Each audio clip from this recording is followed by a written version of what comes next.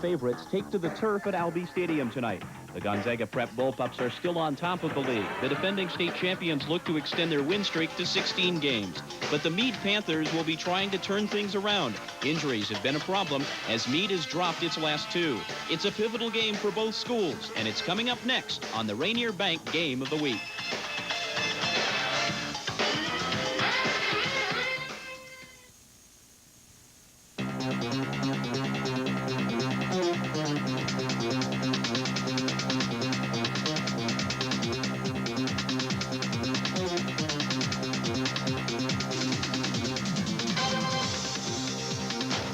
The Rainier Bank High School Football Game of the Week. Brought to you by True Value Hardware Stores. More than just a name, it's our way of doing business. And by BTNA, the Super Systems Company, the technology experts for today and tomorrow. And of course, by Rainier Bank. No one comes through for you like a Rainier personal banker.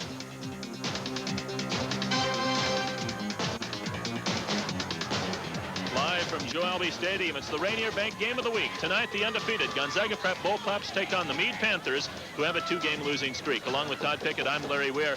Tonight, Todd, we're going to see a Greater Spokane League dynasty. Actually, the Gonzaga Prep Bullpups, 24 straight wins, faced by an all-city player from last year, Rob Bonneau. We're actually looking at a couple teams that are coming into this game different ways, not so much headed in different directions. Gonzaga Prep had the week off. The kids are rested, they're healthy, ready to go. Mead, on the other hand, banged up. We'll talk about that more in a minute, but Rob Bonneau, the key to the Bullpups, great wide receiver and the anchor of their secondary. He makes all the calls back there. No less than 5 injuries for the Mead Panthers, maybe the most critical in their offensive backfield at Jeff Beerwald. Beerwald injured last week, and he may play tonight. He will not start, just to show you how dominant he is. He's more than 300 yards ahead of his nearest pursuer in the rushing column, so a lot of pressure on the Panthers to replace some key players tonight. And he's over halfway to the all-time single-season rushing record. We'll have the opening lineup and the starting kickoff right after we take timeout.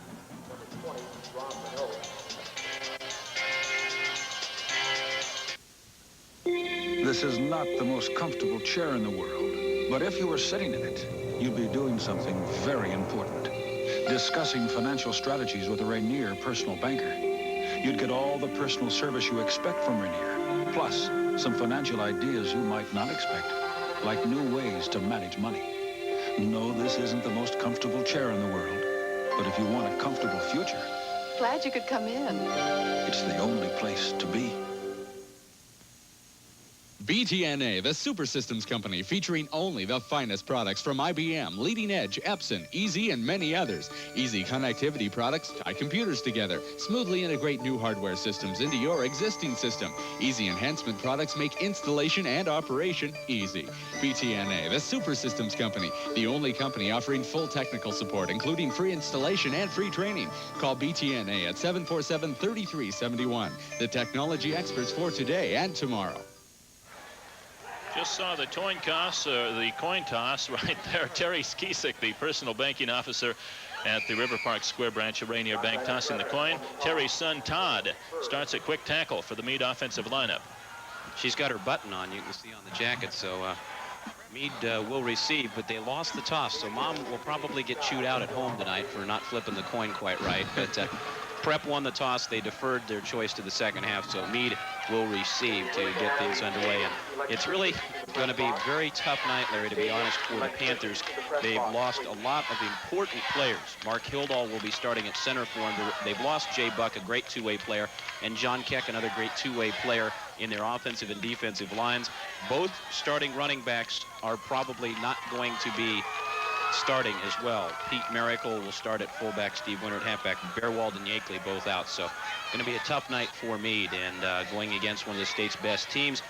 Juanita Rebels, they did give up some points finally, but Gonzaga Prep ranked second in the state.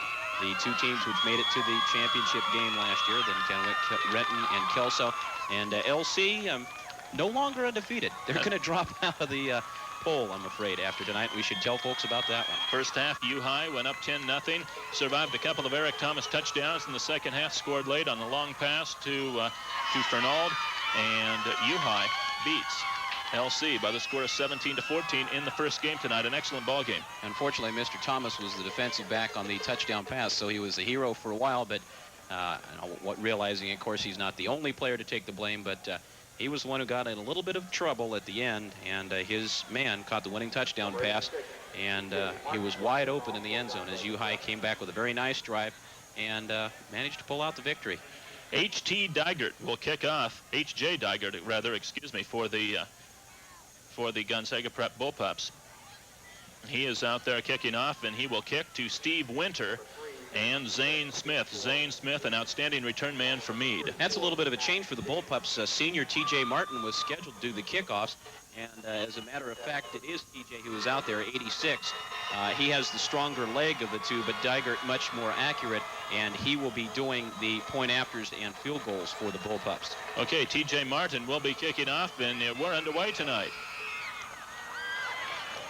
On a hop over the head of Martin and then through the end zone, so it'll be a touchback, and the Mead Panthers will take over at the 20-yard line. A lot of changes on that offensive lineup, as you were talking about, Todd. It'll be tough, missing a lot of fine ball players tonight for the Panthers. Well, we'll take a look at the starting offensive unit for Mead. Todd Skizik back, first-year starter at the quick tackle. Mike Rogers also back. Mark Hildall moves up from a backup guard position to replace Jay Buck. Joel Servatius, a junior, was the backup tackle. He'll replace John Keck. Steve Baker stays at strong tackle, and Chris Rich, the senior, at tight end. The offensive backfield comes up in just a moment. That's where a lot of changes are taking place. 1st and 10 for the Panthers. Not too much there for the big fullback, Pete Miracle. So it'll be 2nd down now for the Panthers as we get a look at their offensive backfield. Todd George will give you his statistics a little bit later. Not a real strong passer. The Panthers have not thrown the ball much this year. Pete Miracle replaces Matt Yakeley at fullback. Steve Winter replaces Jeff Bearwald at the halfback. Butch Alderman at the flanker, and Brian Beltry is the wide receiver. Miracle did get a yard right there. 2nd down and 9. Now for the Panthers, just underway on the Rainier Bank Game of the Week. George gives it away to Martin this time as he gets out to, or rather Winter, excuse me, he gets out to about the 24-yard line for a pick of a 3. Well, we'll touch on the injuries in a minute. Gonzaga Prep's defense tonight. Denny Hansen, great player, a major college prospect, 2nd team All-League last year, only a junior. Shad Blair at defensive tackle. Todd McGann, who was the starting fullback earlier in the year, is at nose guard. Chris Carpenter at the end. Mark Ocello and Sam Lewis at the outside linebackers, a senior, and both seniors, as a matter of fact. 3rd down and 6 here. George on the option to Winter. Short of the 1st down at the 26-yard line. Not too much for him there. He did get a couple. The inside linebacker, Chad Bird, made the stop. And we look at the rest of the defensive lineup for Prep. Matt Bird at one inside linebacker. His brother Chad, a sophomore, gets his first start. Mark Riley and Scott Rudd, a pair of seniors, are the corners. And Rob Bonneau makes all the calls back in the secondary. We'll talk about that a little bit more as the game goes along. And there you see Bonneau back as well to return the punt. Mead is the #1 rushing offensive team in the league, averaging more than 250 yards a game, only 6 on their first possession of the ball game. And Jason Hansen, the great punter, will get ready to boot it away to Bonneau. Low snap. They've had problems with that all season long. Short kick. It bounces and takes a G prep bounce, a big one, back around the midfield stripe. So not much of a punt there for Hansen. Larry, just to point out how big a loss Jeff Bearwald is to this Mead offense, as you said, they average 253 yards rushing a game. Jeff Bearwald alone averaging 228 yards a game. So he is a big, big loss for Mead. We take a look at the Gonzaga Prep offense. Kelly Noland, a 2-year letterman at tackle. Tom Pulliam, a lot of experience at center last year. Matt Schnug, a 2-year letterman, starts at center for the first time. Matt Cavanaugh at junior. Jody Schnug makes his first start at tackle. And Chris Carpenter, good receiver and an excellent blocker. And as you saw, big size across that front line for Prep. Following the 23-yard punt, Prep has it 1st down and 10, and they give it away to Mark Guthrie. Big hole. He takes it to about the 43-yard line or so before he's dropped by Bill Campster, one of the defensive linemen, number 67. Graham Peterson, the starting quarterback for the Bullpups, great, intelligent quarterback. We'll talk more about that later. Jim Kortner, 101 yards on 26 carries so far this year. Mark Guthrie, we saw, 2-year letterman the other half. John Bird, the fullback, and Rob Bonneau, 9 catches, 142 yards, and 1 touchdown. Quickest man on the field tonight with Bearwald out. And a punt return for a touchdown so far this year. Pick up a 5, 2nd and 5 now for the Pups. Back on the option, Jim Kortner with a little opening. Got a nice block from Bonneau on the corner and takes it down to about the 20 or 21-yard line before he's knocked out of bounds by a late replacement, Rob McGregor, in the lineup now at strong safety. Larry, there are three big keys to the success of this play, and we'll run down them now. Watch Graham Peterson at quarterback. He does an excellent job of hanging onto the ball as long as he can. That's phase number one. Made a good pitch. Then the block by Mark Guthrie right there gives Kortner the corner. And watch to the left of your screen. There's what a wide receiver needs to do. Rob Bonneau with a great block on Zane Smith to allow the extra yardage. All three phases synced. That's what made it a big play. 25 yards on that play. 1st and 10 for Prep. Kortner again. He'll score on this one. Touchdown, Prep. They take the opening lead in this one. Jim Kortner runs it in for Kortner, his 2nd touchdown rushing this season. Tremendous blocking once again, and we'll show you. Watch number 25, John Bird, as he'll take on the defensive end, Bill Campster, in just a minute and blow him out of the way. Good blocking as well. Watch Campster. He hangs on to Bird. He's so frustrated, can't get to him. And in untouched goes Kortner. Great blocking by the right side of the line and the rest of the backs in the wishbone situation. Doesn't take Prep long. 8:52 to go here in the first period of action. And Digert will try the point after.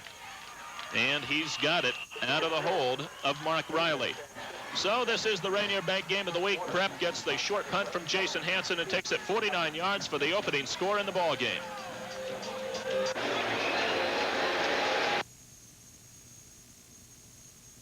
Disc furnace from True Value Hardware Store. It only weighs 6 pounds, but this small wonder heats rooms up to 350 square feet. And it can cost as little as $1 a day to operate. But best of all, there's no combustible fuel, flame, or glowing coils, so the case and cords stay cool to the touch. Get the remarkable Polonus Disc Furnace for just $159.95 at participating True Value Hardware stores and home centers. New oatmeal. Total oatmeal. I'll stick with old-fashioned Quaker Oats. 100% of the daily allowance of vitamin C. Been getting that all along. No, you haven't. 100% of A. Been getting that all along. No, you haven't. 100% of 9 vitamins and iron. Been getting No, that. you haven't. Total oatmeal has 10 times the vitamin nutrition of old-fashioned Quaker Oats. See, what you thought was in here isn't in here. It's really over here. Total oatmeal, the vitamin nutrition you thought you were getting all along. Prep moves quickly down the field, Todd. Jim Kortner, a senior who was injured last year. Great blocking again. Mark Guthrie on the right side, taking a guy on man for man. A little bit of over pursuit by Brian Welder from the free safety spot at a bad angle of pursuit, and that allowed the touchdown to go as an untouched run for Kortner. Fairly short kickoff here. Zane Smith from the 11. Takes it over the 20-yard line and gets dumped down at about the 24. Good play over there by Matt Schmidt, a junior defensive back, making the tackle. So it'll be 1st down and 10 for Mead as they try once again, and you have to wonder how long it's going to be before Bearwald and Yakeley perhaps come into the ballgame.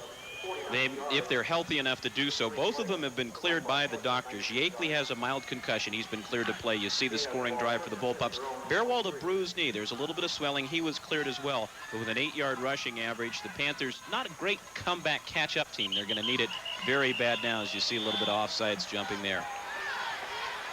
And the nose guard, Todd McGann, took Todd George and tossed him about 5 yards on the play. And they're going to say no play at all. So that's interesting because there was motion from the right side of the Mead offensive line, which caused the jump by McGann. We might tell you about our officiating crew here while we have a second. Our referee tonight is George Dew. Our umpire is Steve Howe. Our linesman, Jack Shagul. Our field judge, Rex Shimke. And our alternate tonight, Bill Lee. Still 1st and 10 here for the Panthers. George lost the ball.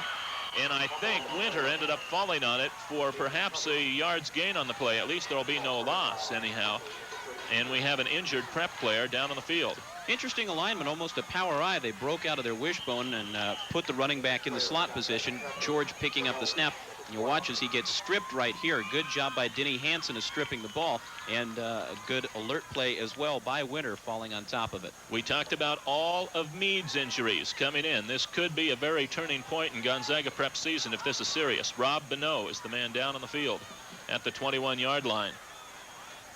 So we will have to wait and see on Bonneau as he is down on the field right now, and there you see all the people attending over him. Maybe if our guys in the truck can check again and see if we see Rob at all on the replay of the play, and if we can see him getting shaken up at all. We didn't get a chance to see it. Of course, Bonneau coming up from the free safety position where he goes one-on-one, and we'll see if we can take a look at it on the replay here. Bonneau, number 20.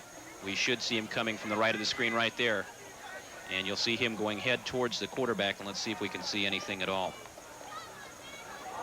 Looks like he might have gotten the right leg caught in underneath the teammate a little bit there, Larry. Maybe the right leg, or yeah, I'm sure that's what it is, I think. That could be a damaging injury to Prep. He is an outstanding ball player. As we mentioned, returned to punt for a touchdown this year. He has a touchdown receiving. We have 7:59 to go, first period. Prep up by a touchdown. A reminder, this telecast is solely for the entertainment of our audience, and any rebroadcast of this game without the expressed written permission of the Greater Spokane League is strictly prohibited. This is the Rainier Bank game of the week. Bonneau's injury looks like it's going to take a moment or two. We're going to take a break here. We have a score of Gonzaga Prep 7, Mead nothing. Tom Price has your very best deal right now in all new or used Chrysler Plymouths. Tom Price has special factory-sponsored financing on select new cars with rates as low as 1.9% or $750 cash back. Come in and look at our new LeBarons, New Yorkers, and Sundancers with our special 7-year or 70,000-mile warranty. See today's paper for details. Savings, service, and selection are yours. And with our super low finance rate and great service, you have it all. Can you save on a new car? You bet you can. At Tom Price Chrysler Plymouth, open until 9 p.m. at 2 great locations. Shopping at Rosar's means getting the best, like USDA choice beef and seafood so fresh it's got people talking. I wouldn't buy my meat anyplace else. I get fresh tiger shrimp here that really melt in your mouth. All they sell is USDA choice beef. It's worth it. Can't buy steak like this just anywhere. Better, fresher, higher quality meats and seafood. That's what you'll find when you shop at Rosar's, because you're worth it. They've got a double your money back guarantee on freshness. Now that's confidence. This evening, U-High knocked off LC by the score of 17-14, knocking LC off from the ranks of the unbeaten. Second down now for Mead. This is Winter with a block on the corner at the 30. Close to a first down near the 34-yard line. Good run there by Winter.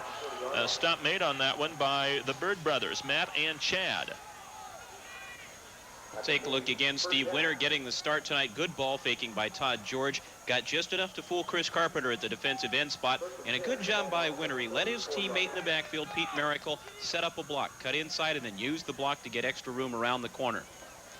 He did get a first down on the play and a pickup of 10 yards. It'll now be first down and 10 for Mead, their first down of the ball game.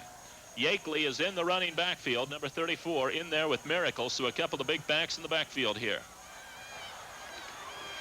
And this is Yakeley, the number 5 rusher in the GSL, and he takes it out to about the 39-yard line.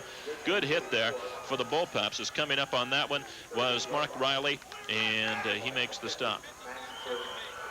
Also over there for Prep was Matt Gores. There's a look at Mike McLaughlin, the Mead High School head coach, 32-18-1 in his 6th year with the Panthers, a Ferris graduate, also played college ball at Oregon State.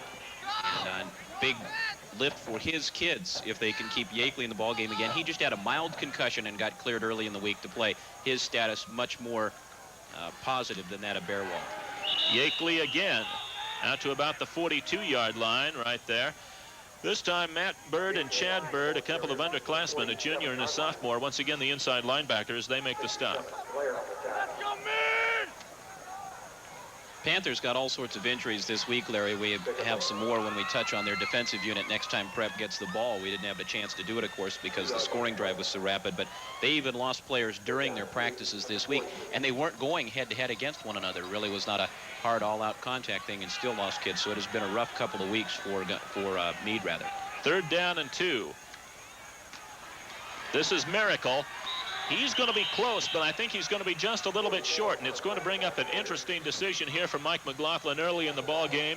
Your team is missing some outstanding football players. Do you go ahead and go for it with 4th down and inches, or are you going to go ahead and punt the ball?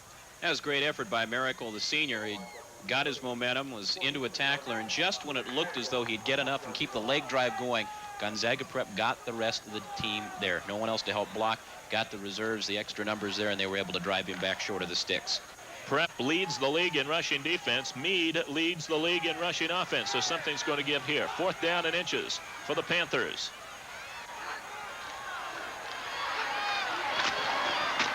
Yakeley got the first down, I think, with the second effort. He got hit head up in the hole by Shad Blair, and I think he was able to power forward enough to just barely get the first down. You'll see him really spin off the tackle and just kind of fall forward more than anything else. A good head-on hit from Chad Bird at the linebacker position, and then he's able to just spin off it as the line occupied the blockers. Bird coming in from that inside backer spot to make the hit.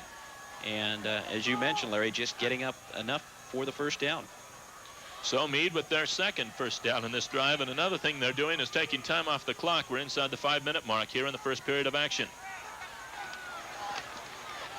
This is Yakeley again, I believe, and he takes it over the 45 to about the 46-yard line. Check it, that's Winter. And once again, Matt Bird on the stop. Let's take a look at the score of the American League Championship Series. The Twins threatened to take a 2-0 lead at home, Todd.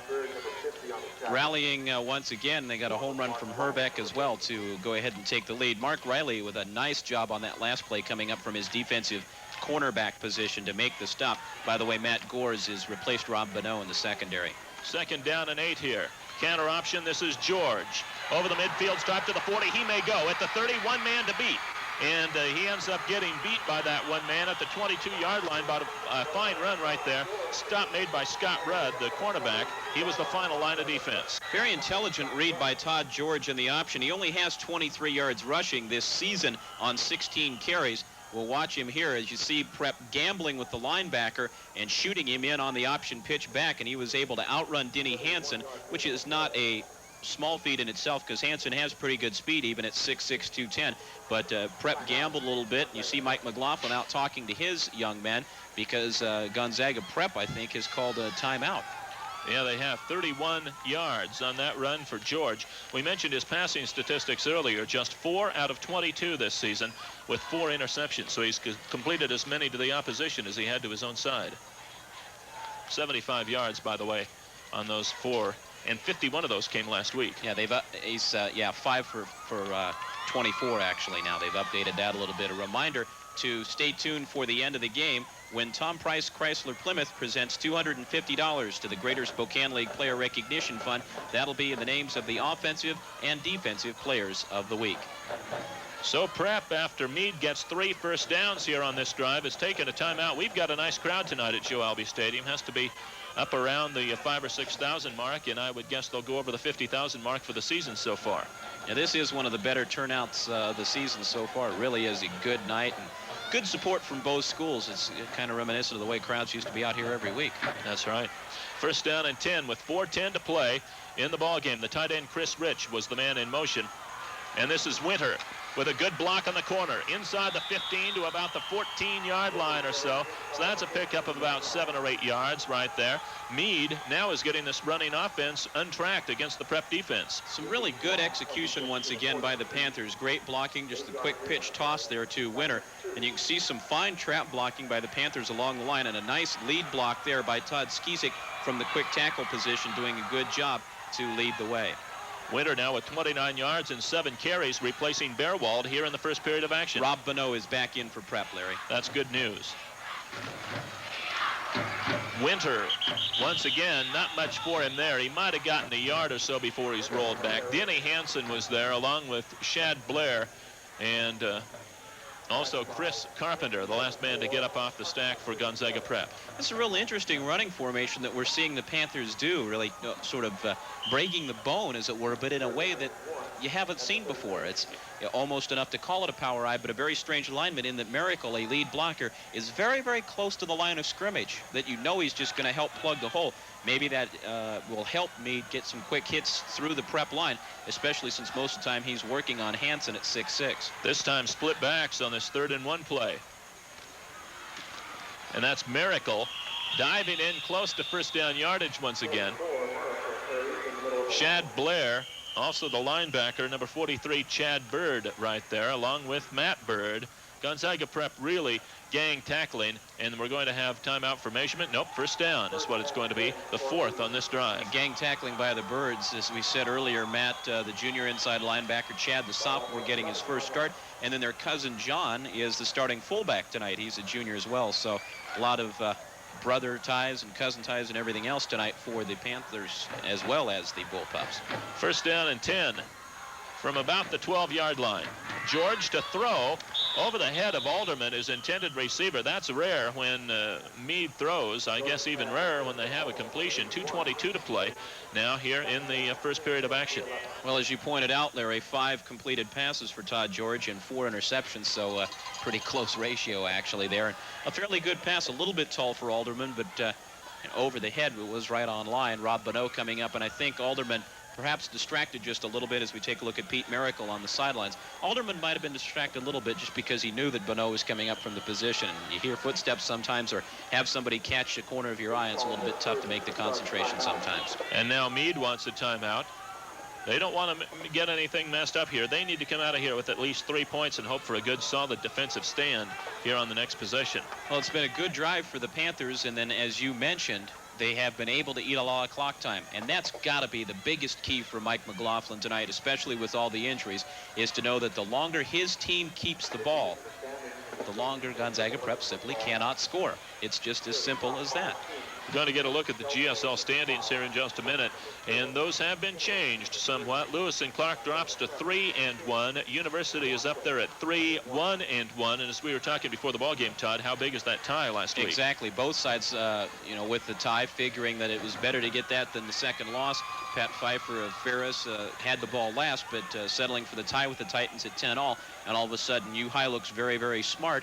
And with a loss now to one of the previously undefeated teams, Ferris, which takes on North Central tomorrow night, also can climb even a little bit tighter in the race with a victory. So both coaches come out of it looking very intelligent. Todd George to the 9-yard line. Rob Bonneau is right there to trip him up, along with the nose guard, number 36, Todd McGann, and also the linebacker, Matt Bird, over there on the play. Prep had only allowed an average coming into this ball game of 69 yards per game on the ground. Mead basically has gotten that on this drive. Inside the 2-minute mark here, it'll be 3rd down and 7 for the Panthers. Ball at the Prep 9. Remember, Mead does have an outstanding field goal kicker in Jason Hansen. George overrun for a loss at about the 16-yard line. Good defense right there for Prep from Marco Cello and from Sam Lewis, the outside linebackers coming on the blitz. Well, key situation, as you mentioned, some blitzing and stunning by the Bullpups this time, and there you are. All of a sudden you look up and there's absolutely nowhere to go. Sam Lewis getting to him first, and Ocello, a couple of very good students as well for the Bullpups, and sometimes we don't get to tell that story enough. Ocello, a good student, thinking of being a stockbroker for a future career. Sam Lewis is part of the service organization at Prep called the Knights of the Leash, affiliated with the Knights of Columbus. And so a couple of fellows who do a lot for the student body off the football field as well. Here comes the great kicker Hansen. Now all they need to do is get a good snap, which is something. And 11 guys on the field. Yeah, which has been something that's tough. They just do get a man off in time. This will be a 32-yard attempt. Penalty flags down. The kick will be good. My golly, he hammered that one. That would have been good from 55 yards. The referee signaling no good, illegal procedure Mead. That's kind of a strange signal to have him say no good first. But if I'm Mike McLaughlin, I'd just say, okay, back up and 5 yards again. We'll just nail her again. It makes the angle even better for Hansen. He almost hit, I don't know, we can't get a picture of it, but there is a little concrete wall back on the hill, which is probably, what, 20, 25 yards? 20 yards, yeah. Yeah, he almost hit the wall in the fly. So he really nailed that one. And there you see the procedure called against the Panthers. They've had a problem getting a good snap this season, and they got one that time, and you can see how talented Jason Hansen really is. Yeah, he's got 50-yard plus range easily. Did it in scrimmages coming in cold. We saw him make some great kicks last year as well. And so this one really is a piece of cake. It's more whether the snap gets there than anything else. So this time it'll be a 37-yard attempt. Todd George is holding.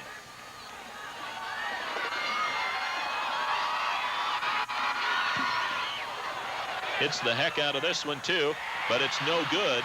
A little bit wide to the left, so the procedure call costs Mead 3 points. So they drive the length of the field but get nothing out of it. 48 seconds to go first period. Prep will have the ball back at the 20-yard line. 1st down and 10. So much for our automatic thought, huh? Yeah.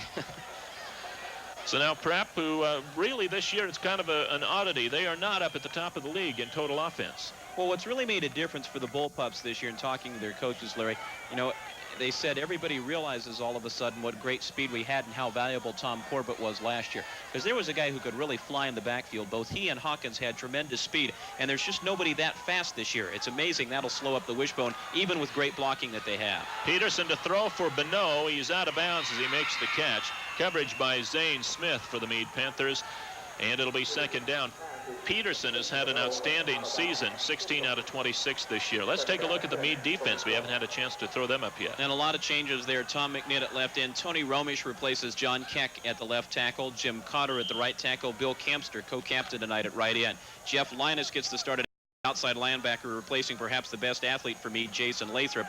Pete Miracle replaces Jay Buck at middle linebacker, and David Cohen replaces Matt Yakeley at the other outside backer. Second down and 10. This is Kortner. Fine defensive play right there by Tony Romish to stop him for about a 5-yard loss on that one. Nice play by Romish, knifing through from his position as the left tackle. We'll take a look at the play by Romish once again. You see just shooting the gap more than anything else, gambling from his position, the left tackle spot. He came in, and I think probably a blown assignment more than anything else when one of your front linemen comes through untouched like that. Loss of 5. This might be the last play of the quarter if they get it off. The clock is at 6 seconds and running. They just do get it off in time. Peterson wants to throw the home run ball, looking for Bonneau with Smith covering. Incomplete, as that one is just a little bit out in front of it. Double coverage on Bonneau is something you have to do, and Zane Smith with just enough of a bump that time to throw Rob off stride, and he would have had to go all out to get to that one. This is the Rainier Bank Game of the Week. We're done with one from Joe Albee Stadium. The Gonzaga Prep Bullpups took a short punt from Jason Hansen, drove 49 yards. They have the lead at the end of one period. One taste of Raisin Nut Bran and you'll know why people prefer it 2-to-1 over Kellogg's and Post Raisin Brands. You'll kick yourself for not trying it sooner. Ow! Only Raisin Nut Bran has raisins rolled in crushed almonds, crispy flakes too. If you don't try it, you won't be able to live with yourself. I'm leaving. Try the best tasting Raisin Bran, Raisin Nut Bran. Attention, local residents. Casco Distributing is now conducting the largest electronics liquidation ever in the Spokane area. It's going on now at 102 South Dartmouth, just west of the U-City Mall, across the street from the Crescent. Get AM, FM, and dash cassette car stereos, $24. Triaxial car speakers, $14 a pair. Designer telephones, $5. 35mm camera kits, $22. Walkabout stereos with headphones, $8. Cassette tapes, 50 cents. Check name brands like Pioneer, Jensen, Alpine, Bose, Marantz, and many more. Visa and MasterCard welcome. Open till 9 every night, noon to 6 on Sunday. Don't you dare miss out. Sunday on 21 Jump Street. A police crackdown on drunk driving, and Captain Fuller gets caught. Have you had anything to drink tonight, sir? Oh, well, just a couple of glasses of wine. You heard I got arrested last night. Bummer. Then on Married with Children... My dog's been soiled, Bundy. Has the Bundy dog been playing Canine Casanova? Buck is innocent until proven guilty. It's Married with Children after 21 Jump Street. Sunday on Fox Weekend Television. Second period of action ready to begin from Joe Albee Stadium. I'm Larry Weir along with Todd Pickett. The Bullpups with a 7-0 lead. In this one, the time of possession has really been dominated by Mead. They have 66 yards of rushing in the first period of action, almost to what Prep gives up in an entire ball game, but yet Gonzaga holds the 7-0 lead. Guthrie to punt, Smith to receive, standing at his own 47-yard line. High kick, good kick, fair catch by Smith. At the 44-yard line, he just about misjudged that as he was standing near midfield and then all of a sudden had to backpedal in a hurry to make the grab at the 42-yard line. Great kick by Mark Guthrie, who averages about 36 yards a kick. That one went 41, but it had tremendous height on it and really did a super job on forcing the fair catch that time. So now Mead, who drove almost the length of the field in their last possession but did not get a score out of it, will have a go at it here. First down and 10. We have not seen Jeff Barrowald yet, but Matt Yakeley is in the lineup. He is set in the backfield with Miracle. And that is Yakeley. Not much. Got a yard, maybe two. Once again, the Birds on the tackle. Number 50, Matt Bird. Number 43, Chad Bird. And let's take a look at the first quarter numbers. I made reference to them for a moment, Todd. Mead really dominating the time of possession. That can always be one of the most misleading statistics in all of football, of course, as they have absolutely nothing to show for it. coming away empty on the drive. And, of course, because they held the ball so long, Prep's one drive looks like they've been outgained, but it was the only time they touched the ball, and it was so quick they're in the end zone. 2nd down, 8. George, incomplete out of the hands of the tight end, Chris Rich. And it'll now be 3rd down. We have mentioned Mead's lack of passing offense overall in the season. They have none in the first period of action, and now they are 0 for 2 through the air in this ball game. Well, the first time we saw Mead on the game of the week, they had one pass attempt late in the game, and it was almost as if they were doing it more for folly against Central Valley than anything else, just to go ahead and throw one up so they wouldn't have a goose egg in the column. 3rd down, 8 now. Little inside handoff to Yakeley. He has a hole, and he's near a 1st down, coughed up the ball. But let's see whether I think he either grabbed it or they ruled that the ground caused the fumble. He'll be just short of the 1st down, I believe. He should have been ruled down because it's definitely popping loose on the ground. Nice counter as they shade it to the right and then have the running back counter back, and you'll see as he hits the turf, the ball really squirts loose. It'll be close to the 1st down. I think they're going to bring the sticks on for a measurement here. I think it's another situation where if they don't have it, they're going to go for it here. On 4th down and 1, you're playing the 2nd-ranked team in the state. They have not been beaten in 24 straight GSL contests. I think you have to do everything you can to win the ball game. There you have a good shot of it, just a bit short. They've played with a lot of spunk, though, and Mike McLaughlin has to be happy with the effort that his fellows have. As many people as have been banged up, that really has to be pleasing. While we've got a quick second, we'd like to welcome all of you who have switched over from the baseball game at the Homer Dome. It's now over, and the Minnesota Twins, with a 2-0 lead in the playoffs, they go now to Detroit for Game 3s, 4, and 5. A lot of people, talk about the Twins' home record, Larry, but Detroit was only 2 games worse at home all year than Minnesota, so the Tigers love to be at Tiger Stadium as well.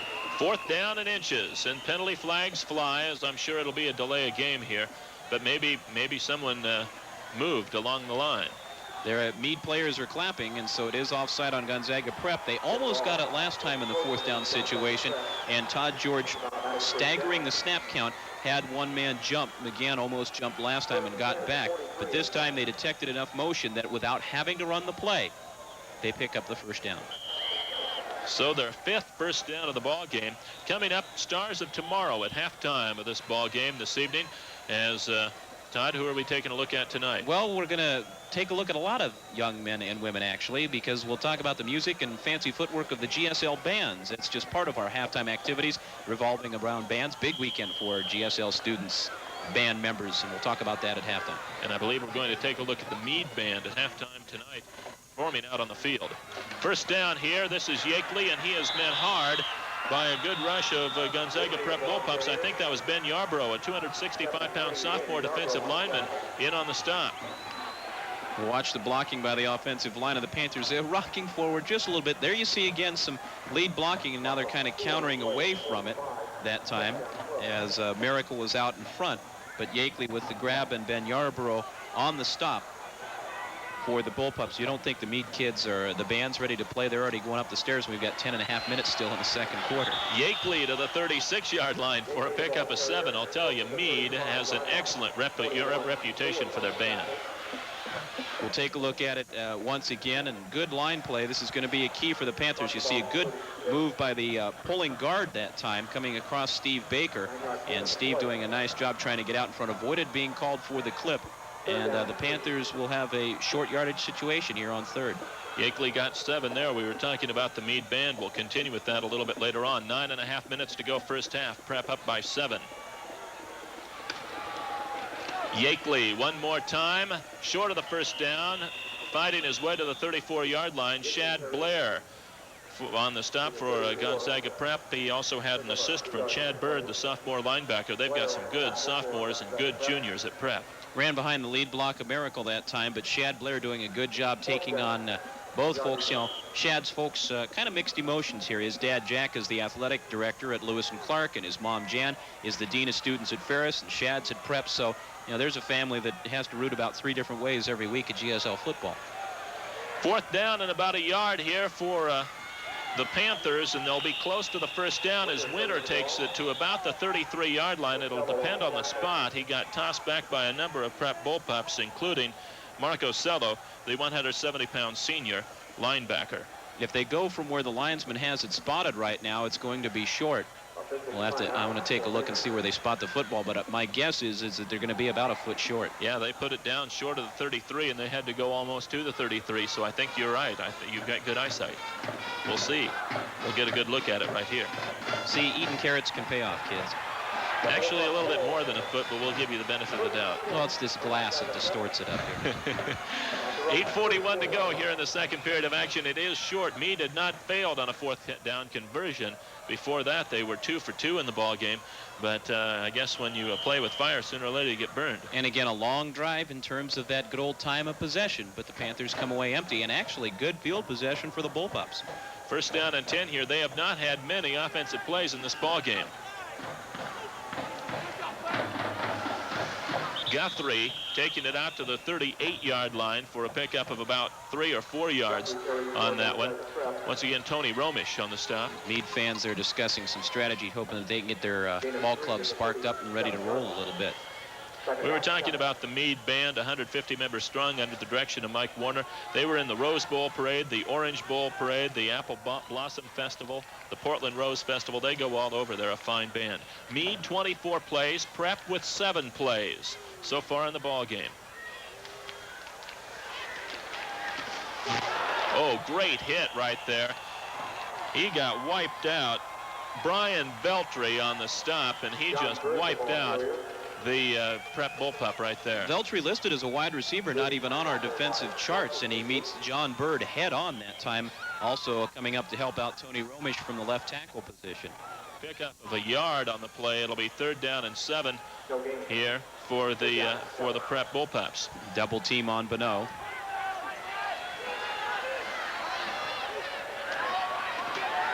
Peterson for the tight end, Chris Carpenter, incomplete.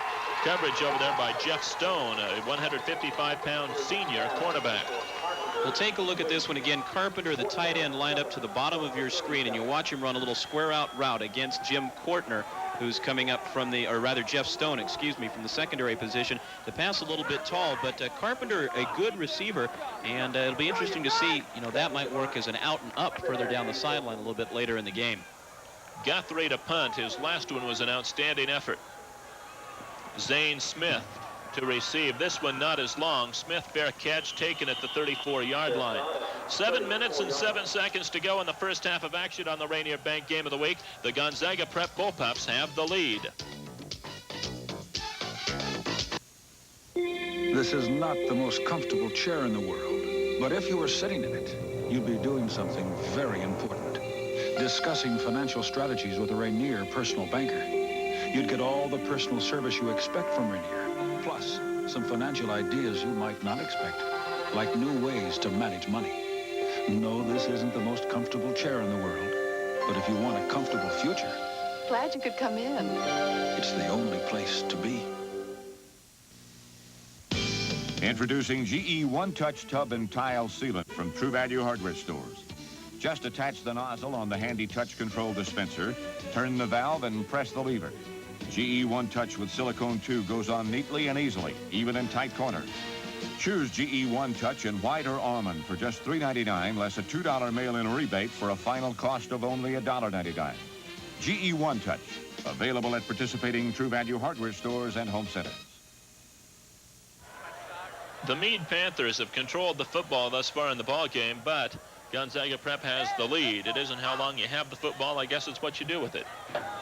Exactly, and Prep may be feeling a little bit frustrated as well. I mean, they're not a juggernaut rolling up touchdown after touchdown, but right now 7 points against a Mead defensive unit which is missing some very key players might be a little bit frustrating for Don Anderson and a little bit encouraging. See that right now on the Panther sideline, they've got to say, hey, hang in there. We get one good drive, we're right back in the ball game, and we've shown we can move it on them. Anderson in at quarterback, and he gives it away to Miracle, who takes it out to the 41-yard line for a nice little pickup of about 7 yards right there. Rob Bonneau among the Bullpups in on the tackle. Check that, Yakeley running the football rather than Miracle. He gets the 7-yard gain.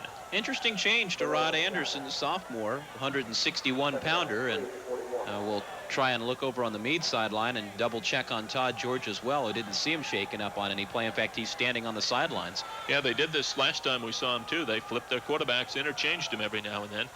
Second down here on the option. Anderson short of the first down. Good hit right there.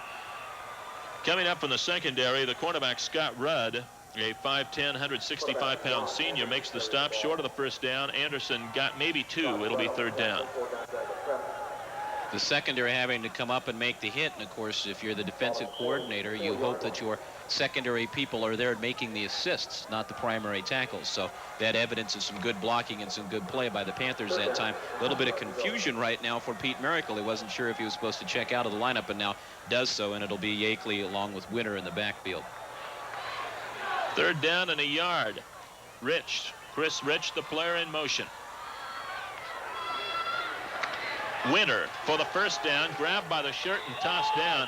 I think they'll give him forward progress near the 46-yard line. Rob Bonneau up off the stack. Also Chris Carpenter for the Bullpups. A couple of two-way starters. It'll be first down for Mead, their 6th of the ball game. Now Rob Bonneau has his helmet off, is coming over to the referee. It looks like he may have a broken piece of equipment, actually. And he's told the referee he needs to fix it for a second. Now busy lacing the shoe as well. A reminder, the World Wrestling Federation is on Channel 28 Saturday mornings with All-Star Wrestling. They're a devotee of the art, it looks like. First down and 10 here for the Panthers. This time Miracle in motion, and they give it to Winter. Miracle, the lead blocker, and Winter takes it for about 8 before Bonneau stops him, along with the other cornerback, Mark Riley, for the Bullpups, but a pickup of 8 there. Interesting play. Motion by Miracle, and the first time they've done that, you see him touch the quarterback to let him know that he's gone by, but they really do a great job of sealing. And there's Miracle taking on Denny Hansen, really a weight disadvantage there, and able to shake loose from the tackle of Sam Lewis. Good blocking by the wide receiver out there for the Panthers, Butch Alderman, before the secondary comes up to make the stop. 2nd and 2. I'll tell you, Mead hasn't stuck it in the end zone yet, but their game plan has been very good for this one. That's Winter for the first down to about the 42 or 43-yard line. The linebacker, Matt Bird, on the stop. And Mead has yet another first down as they continue to grind out the yardage, but prep gets tough inside the 20. And what's been very impressive as well, Larry, is that they're doing it between the tackles for the most part. It's really been inside power running, not a lot of option, not a lot of fancy work. So far in this ball game, the #1 rushing offense has been beating the #1 rushing defense, except on the scoreboard where it counts. First down and 10. Anderson on the option. Gets a couple down near the 40-yard line before he got blasted by 4 Gonzaga Prep Bullpups. One of them, I believe, is going to stay down on the field. A couple of them slow in getting up. As the Birds were over there along with Rudd, and we do have a Bullpup shaken up over across the way who is not getting to his feet. Mike McLaughlin going out to take a look at him. Don Anderson, there you see on the Gonzaga Prep sidelines, a little bit concerned with Sam Lewis, his 6-foot senior. Sam just a little bit groggy, a little bit woozy. You can see getting up under his own power, and so he'll head over to the sidelines and take a quick breather. In fact, if Anderson gets a win tonight, it'll be his 200th career win. Right, that's his mark going in, and of course 8 times they've gone to the state playoffs, twice state champions, and really been a super career for Don Anderson, not just as a football coach either, but just some of the lessons and habits that he's taught to his young men at Gonzaga Prep as well. That's another big part of a football coach. They can instill a lot of values in the young men that play for him. 3:56 to go first half. 2nd and 8 here for the Panthers. This is Yakeley, but he got stopped by Shad Blair right at the line of scrimmage. Blair, the defensive tackle, number 67, with an outstanding hit on that one to stop Yakeley. We'll take a look at the play once again here. And you can see right now, especially on that play, the Bullpups able to override. Shad Blair, 6'3", 215, and just a junior. Again, pretty good size with Hansen at 210 and Blair at 215, Carpenter at 205 along the front line. By the way, Brian Solinsky is in at the linebacker position right now, replacing Lewis, who was shaken up. Solinsky, 6'1", 190 senior, a backup inside backer more than outside, but he's playing outside right now. 3rd down and 9. This is Winter. He'll be stopped short of the first down and short of the 40-yard line as well, as once again Marco Cello, the outside linebacker, leads the Bullpup charge. What made the difference on this play was Sam Lewis, who came back in. He's shaken up. He's jammed his shoulder. There's Lewis right there, 41, and keep an eye on him on this play. You'll see him sprint into the backfield and take on a couple of blockers, and because of that, Mead's forced to commit 2 men to him to stop it. That allows Ocello to come up and make the tackle because the interference has already been shut down by Lewis. Good job, a guy who won't get credit in the statistics for that play at all. But Sam Lewis made it that much easier for Mark Ocello to make the hit. But as we said, Lewis a little bit shaken up, kind of hanging the shoulder a little bit as he came off the field. Jason Hansen, one of the top punters in the league, if not the top punter. And we'll see how well he can go for the corner right here. Rob Bonneau is back deep to receive. I doubt that he'll get a chance to touch the ball. Yeah, Hansen won't have to try to boot coffin corner too much. He could even go straight away if he wanted to. He's averaging about 38.6 yards a kick. They're at the 41-yard line and no breeze at all either, so he can make a straight-ahead boot if he wants to here. I don't think we'll see it here, but I believe Mead does have a punt pass in their formations here. We'll see whether we see it. There's 2:29 to go. First half, Mead trailing. BTNA, the Super Systems Company, offers a full line of AT&T products. The PC 63, 10, and 12 with word processing, sales and inventory, database management, and more. The 6386 is an individual workstation or a network server. AT&T Fax sends documents across town or around the world in seconds. BTNA, the Super Systems Company, dedicated to full technical support, including free installation and training. Call BTNA, the technology experts, for today and tomorrow. Tracy Ullman and Madeline Kahn are back-to-back with comedy. First, see why this week the Los Angeles Times calls Tracy one of the most unusual and innovative comedy talents in the business. Next, it's Madeline Kahn with George C. Scott in Mr. President. This week, she joins him for a night in the White House bomb shelter. Actually, this is very comfy. Upstairs, it's nothing but antiques, antiques, antiques. I'm scared to touch anything. Sunday on Fox Weekend Television. Well, we just talked about the punt pass, and you're seeing the end of it. Hansen down to the 24-yard line, completing that one to Brian Veltri. It was a super pass. In fact, it was a great touch pass. Really had to float it over several defenders, and the professor, Larry Weir, comes up with a great call on that one. And because Brian Veltri had 3 or 4 defenders, really, between himself and Hansen. You can see the celebration on the Mead sidelines. It was a beautifully thrown pass. Just great touch right to Veltri. So we'll see what happens here. 2 minutes to go. First half of action. Mead with new life. Anderson, the quarterback, at the 23 of prep. He'll throw. Now under pressure. Blair after him, among others. Gets it off to the 20-yard line for a short completion. Only a couple on that one. Rich, the tight end, making the reception. Brian Solinsky, we talked about him just a moment or two ago, the primary tackler. Clock running, 1:37 to play here in the first half of action. Mead going for the tying touchdown. If nothing else, perhaps a field goal. They have 2 timeouts left here in the half.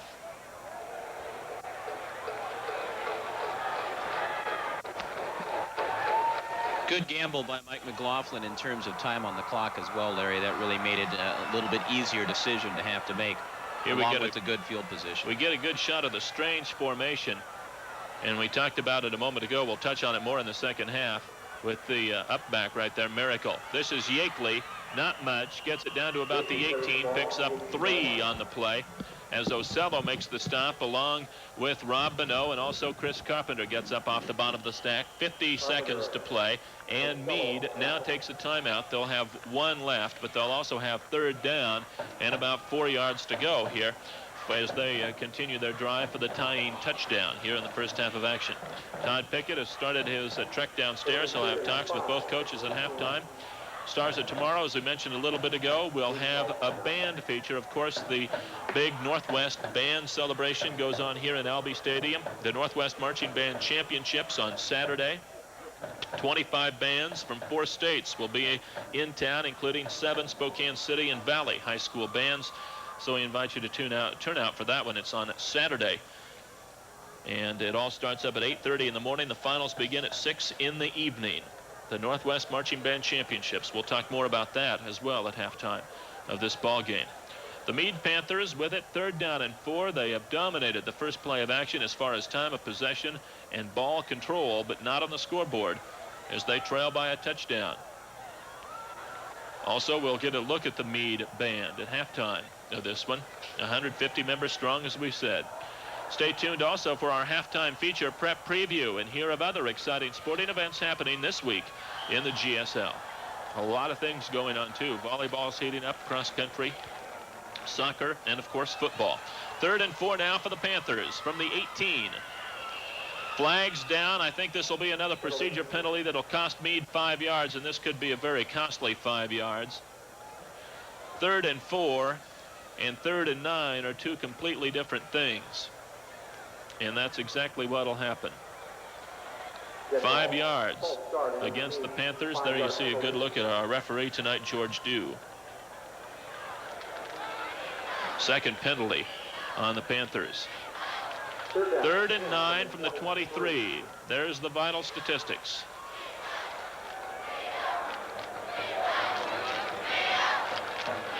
Anderson with pressure on. Solinsky's after him. Ocello's after him, and they got him way back at the 35-yard line. Now how big's the penalty? Ocello 81, Solinsky 44. Coming on the blitz from their linebacker positions. Anderson has been sending his linebackers on passing downs, and we'll see him coming in here. There's Ocello coming right at him. Solinsky 44 coming in. Second sack of the ball game. This probably has also pushed Mead out of field goal position at the 37-yard line, and they've taken a timeout with 21 seconds to play in the half. And I believe Hansen is going to come on to try a 54-yard field goal. Now, based on what he hit a little while ago, that's not out of his range, folks. We could see something real interesting right here. I don't think we'll see a fake because it's going to be 4th down and 23. I think what we're going to have is a 54-yard field goal attempt by Jason Hansen. There you get a good look at him, the senior. A great, great kicker. This will be interesting. He can kick it this far. George will hold. The key is if they get a good snap. They've had a problem with it so far this year. Everything's good so far, but the kick partially blocked. Prep got a piece of it. Now they got to watch and get on it, and they do. Penalty flag is down, maybe roughing the kicker. It's back at the tee. And so we'll see what happens here. The referee's motioning for everybody to come back this way, boys. 13 seconds to go. And Hansen is pointing that it's going to be against Prep. There's George Dew roughing the kicker. The Prep fans don't like it. This could be very critical. Hansen at least will have another shot at it here. Prep partially blocked that field goal. It never really got a chance to get a good piece of it. Now, when you block a field goal, I'm not certain that you can rough the kicker. But they got a piece of that. Hansen wouldn't kick the ball 20 yards. You know that he's going to kick it farther than 20 yards. And I don't think the Gonzaga Prep captains are very happy. And it'll be interesting to see what Don Anderson has to say. Maybe we can have a word with him at halftime about that. And Don's going to go down and talk to one of the officials right now, and that's exactly what he's doing. He is down to the official talking that they blocked that field goal, and they did get a piece of it. And a break for Mead, and there you see Don right there. He's just coming back from his walk down to the 20-yard line. He's not happy. They've got a timeout left, and I think that's what he wants right now. But I don't think he's going to get it. He wants it. He wants it, but his ball players are looking at him, but they don't know what he wants. 13 seconds to go. Mead is confused. And now the officials step in and call a timeout. Mead was confused. Anderson wanted a timeout. The Prep players were looking at him, didn't know what he was motioning for. And now they get the timeout with 13 seconds to go here in the first half of action. So a wild end of the first half of action before a big crowd here at Albee Stadium. It's been interesting. And Prep with a 7-0 lead in this one. Next week, of course, the Shrine game here at Albee Stadium. We hope you will come out and join us. It'll be Prep against Shadle. We'll have the ball game for you right here on Channel 28, 8 o'clock as normal. Shrine games always outstanding games. And we'll have yet another one for you next week right here. Now, Mead does not have a timeout. So they have got to either complete a pass in the end zone, complete one for a first down, or out of bounds, or they're sunk. It's either got to be incomplete, out of bounds, touchdown, or first down, or the half will run out on him without being able to get Jason Hansen back on the field again for a field goal try. First down now from the 21 of Prep. Anderson off the play action. Solinsky after him, and this ball is nearly picked off. It's short hop there, I believe, and now they're going to rule interception. Picked off by Mark Riley. It'll be interesting to see if we have the replay on this. I could have sworn it was short hopped. Let's wait and see. Anderson with Solinsky after him, number 44. And we'll have the super slow-mo right here as it comes in. Nope, good catch. That looked good right there by Riley. The interception, and the half runs out. So what a key play right there. As on the change of possession, the clock stopped, and the clock started again, and we're going to see this again right here. As I think that was a good catch, and he got under it. As we're going to have another look at it. There it is. The ball's coming in. Riley is coming up for it at this time. Dives and got it. Boy, nice camera work, guys. Outstanding job. There go the teams as they leave the field. And it's a 7-0 lead for Gonzaga Prep. They have got to feel like they have dodged a bullet. Here in the first half of action, Mead has moved the ball up and down, but they haven't punched it in the end zone yet. Prep did on their opening drive following the short kick by Hansen. And there's the score here on the Rainier Bank Game of the Week. You are seeing the Mead Band fan out here. This is one of the best bands on the entire West Coast. And they are truly a pleasure to watch. They've got the tall flags out there. The officials and everybody trying to clear up the confusion at the end. And now let's go down to the field for Todd Pickett.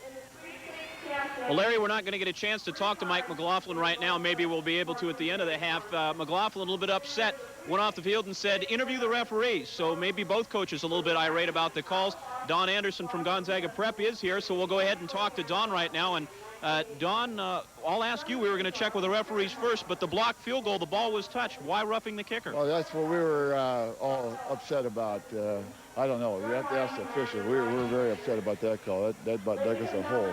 Mike McLaughlin a little frustrated as well. As we said, he just ran off the field and said, interview the referees. But your feeling on the first half right now, they obviously are doing a great job of keeping the ball away from your offense with some good ball possession. Well, that's, yeah, you got that exactly right, Todd. That, you know, we had the quick strike touchdown, and we had a couple more possessions, not great field position, and we broke down a little bit. But basically, yeah, their ball control is keeping our offense from getting the ball, and also when we get it, they've been moving on us, so we get the ball back in our own end of the field. Don, real quick, they're running an offensive set, which is real unusual, almost like a power eye with a lead blocker up close. Is that posing some problems? Oh, well, obviously the posing problem is not a mystery in terms of that they've done it previously, but it's definitely posing problems. I think defensively we're not really getting our eyeballs where it should be and breaking down like we should. Hopefully we can make some correction. Don, thanks for coming over and joining us. Good luck in the second half. Don Anderson, head coach of the Gonzaga Prep Bullpups. His team on front at halftime, 7-0. We'll have more halftime activities after this. Meet Sloppy Jim and Sloppy Flo and Sloppy Sue and Sloppy Joe. They need a Sloppy Joe that's not sloppy. Right, Joe? Hamburger helper Sloppy Joe Bake is the neat Sloppy Joe with a tangy sauce, zesty seasonings, and a fresh baked crust. So meet Neat Jim, Neat Flo, and Neat Sue. Uh-oh. Well, it tastes neat, right, Joe? Hamburger helper Sloppy Joe Bake. bakes a great meal. Attention, local residents. Casco Distributing is now conducting the largest electronics liquidation ever in the Spokane area. It's going on now at 102 South Dartmouth, just west of the U-City Mall, across the street from the Crescent. Get AM, FM, in-dash cassette car stereos, $24. Triaxial car speakers, $14 a pair. Designer telephones, $5. 35mm camera kits, $22. Walkabout stereos with headphones, $8. Cassette tapes, 50 cents. Check name brands like Pioneer, Jensen, Alpine, Bose, Marantz, and many more. Visa and MasterCard welcome. Open till 9 every night, noon to 6 on Sunday. Don't you dare miss out. America's newest secret weapon is just 16 years old. His name is Beans Baxter. His mission is to stop this man, Mr. Sue, leader of deadly terrorists who torture, No, please, please, please. murder, and corrupt the minds of America's youth. Bean's mom doesn't know her son's a spy. Can he save the world and still get home in time for supper? It's the new adventures of Beans Baxter. Saturday on Fox Weekend Television. Well, the first half has not been achieved without controversy. Prep with the lead. Join us now as we salute the rhythm makers. The marching bands are special stars of tomorrow.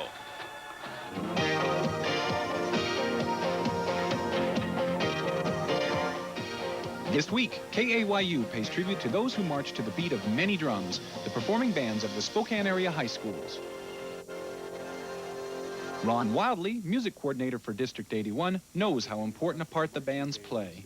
It's interesting to know that they start their season very much the same way that the football teams do. They start as early as 3 weeks before school in order to prepare their shows, the pageantry that you see at the half times, which is just as important, of course, to them as the football game is to the players. They are part of the athletic program in the schools in that they perform at most of the athletic events. In addition, they have their own set of competitions that they prepare for, where they're adjudicated and compared to other schools. And there's a parade season that they're also part of, too. Basically, it's the team, the home team is also the home band for that particular game, and they're the ones that present the halftime performance. There are many parts to a football show. There's the design of the show, the music that they have to learn. There's the marching and maneuvering techniques that they learn, the equipment that they use. All of these things are skills that they learn and practice at that time and also after school every day. Pep bands usually are the smaller bands that you see at basketball games and things of this sort. And they're often the same personnel, sometimes usually smaller, but they come from the same band programs that are in the schools themselves. Marching band is really in addition to the regular band program that they have in the school, which is more of a concert organization. Having been a band director for 29 years, Ron is painfully aware of the grueling hours of practice. When I was a band director, we often practiced at 7 o'clock in the morning every morning. And then you see them out at night, you see them out after school, just a lot of extra time. The needs are many for marching bands and costly, and Ron notes the unsung heroes. Well, many of the bands have very strong parent organizations, and of course they're also dependent upon some of the businesses in their community for moral support as well as financial support. And they've been very generous. These kids work really hard, and they sure like to have an audience. So if you haven't seen one of these shows, I really invite you to do that.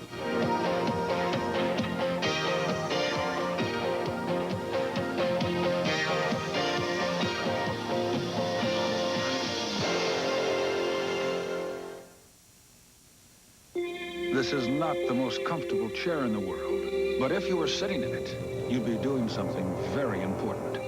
Discussing financial strategies with a Rainier personal banker. You'd get all the personal service you expect from Rainier, plus some financial ideas you might not expect, like new ways to manage money. No, this isn't the most comfortable chair in the world, but if you want a comfortable future...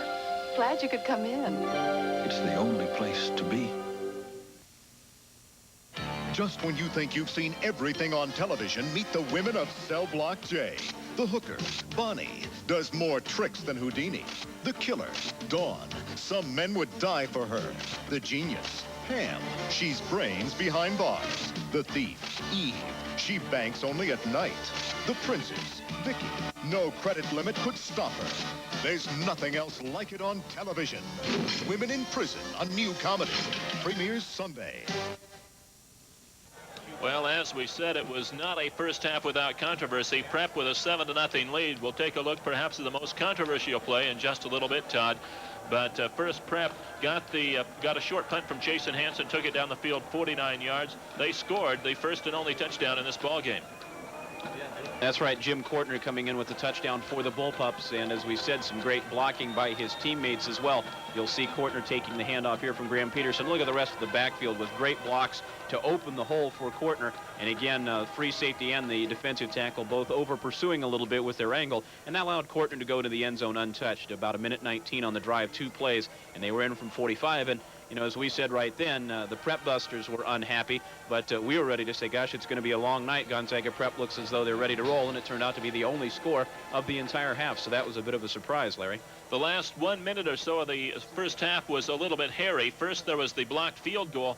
There was, ended up being a roughing the kicker. Let's take a look at the stats before I complete my thought there. Mead really dominating. Look at that time of possession. Yeah, but it comes away empty. And a quick check with the officials, they said that they didn't know the ball had been blocked. And if that's the case, that's what the referee said when we checked. If that is the case, then that's a bad job by the rest of the crew not supplying him with that information, because everybody else in the stadium knows that it was a block. Then the other call, the one that got Mike McLaughlin a little bit upset, was the yes or no interception here. And as I mentioned to you during the commercial, when we were down here on the field, it looked very obvious like a trap ball, a ball that bounced off the turf, and we were turned around ready for the next play. And as we watch it here in slow motion once again, and you know, I'm of the opinion that the ball bounces. You can see the point of it bounce right there before it's picked off, and I think it's a bounce and a touch. But Gonzaga Prep got the possession, ran out the half, and they lead at halftime by a score of 7-0. We'll have more halftime activities right after this.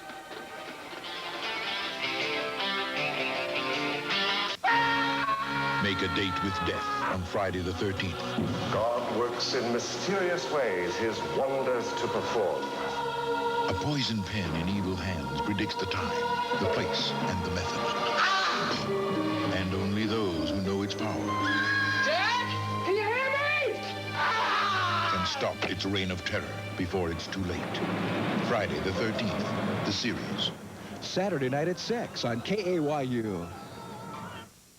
On the next episode of Star Trek The Next Generation. They're all dead. A contaminated ship is spreading a strange disease. It is definitely like alcohol intoxication. And the new Enterprise is on a galactic collision course. What we're seeing, sir, is a huge chunk of the star's surface blown away, heading for us. Now, the crew faces disaster. We're not going to make it. On Star Trek The Next Generation. Saturday at 7 on KAYU. How do you do? My name is Albert Dudley, the butler of Marblehead Manor. My role is sometimes frantic, sometimes frenzied, but mostly funny, and all because of the unusual characters with whom I'm forced to work. But my private moments are reserved for, I don't know, tea, Shakespeare, Oh, that yeah, sort yeah, of do thing. some Shakespeare. Excuse me, Rick, I'm trying to... No, that's good. Do it. Excuse me. To be or not to be? Either one, just do some Shakespeare. Where did I go wrong? Oh, that's good. Marblehead Manor, Sunday evening at 6:30. Okay, time now for Prep Preview. Let's take a look at some other exciting sporting events going on in the GSL this week. Todd, a lot of football here tomorrow night at Albee Stadium. CV and Rogers, NC and Ferris. Big ball game, that second game. Yep, Ferris, of course, hoping to climb up in the standings. They have 1 loss, 1 tie, and then next Thursday, right here on KYU, all the pomp, pageantry, and thrills of the annual Shrine Game. Gonzaga Prep and Shadle Park, a couple of old rivals, square off in next Thursday's Rainier Bank Game of the Week. A lot of girls soccer going on Monday. There you see the Monday schedule. And Wednesday, October 14th as well, they'll be playing a big round of games. Mead looking good this year. Mead doing very well. They're 9-0. They've won 19 league games in a row, as a matter of fact. University's now moved into second place at 7-1-1. And CV is at 6-2-1. Volleyball, well, the big story there is going to be next Tuesday night. Shadle Park and Ferris are undefeated right now going into tonight's play. Shadle at 6-0, Ferris at 5-0. You see a couple of matches on Friday and a big schedule on Saturday, especially some non-league contests. Then next Tuesday, Ferris at Shadle, 7 o'clock. And you know, we talked with Linda Sheridan last week. If you haven't seen any high school volleyball in the area, go out and watch this match. You'll see a couple of great teams, but all sorts of good action in girls volleyball next week. And also cross-country getting into its second half of the season as well. Plenty of activity there. The North Central boys off to a great start. Mead girls doing well also. And so there is a look at the prep preview for this week. And also don't forget about the Northwest Marching Band Championships at Albee Stadium here on Saturday. It's the 9th annual Marching Band Championships. The preliminaries at 8:30. The final competition Saturday night starting at 6 o'clock. We hope you support these GSL activities this week. And Larry, we're going to talk more about that marching band competition in just a second. You see the times there. We'll be back to talk with Ron Wildy as well. Our halftime activities from Albee Stadium continue after this timeout.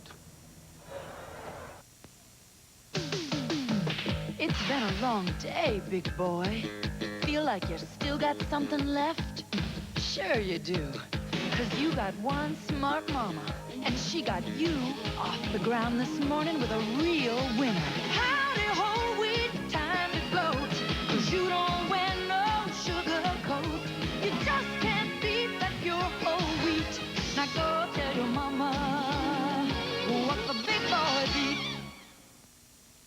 Attention, local residents. Casco Distributing is now conducting the largest electronics liquidation ever in the Spokane area. It's going on now at 102 South Dartmouth, just west of the U-City Mall, across the street from the Crescent. Get AM/FM dash cassette car stereos, $24. Triaxial car speakers, $14 a pair. Designer telephones, $5. 35mm camera kits, $22. Walkabout stereos with headphones, $8. Cassette tapes, 50 cents. Check name brands like Pioneer, Jensen, Alpine, Bose, Marantz, and many more. Visa and MasterCard welcome. Open till 9 every night, noon to 6 on Sunday. Don't you dare miss out.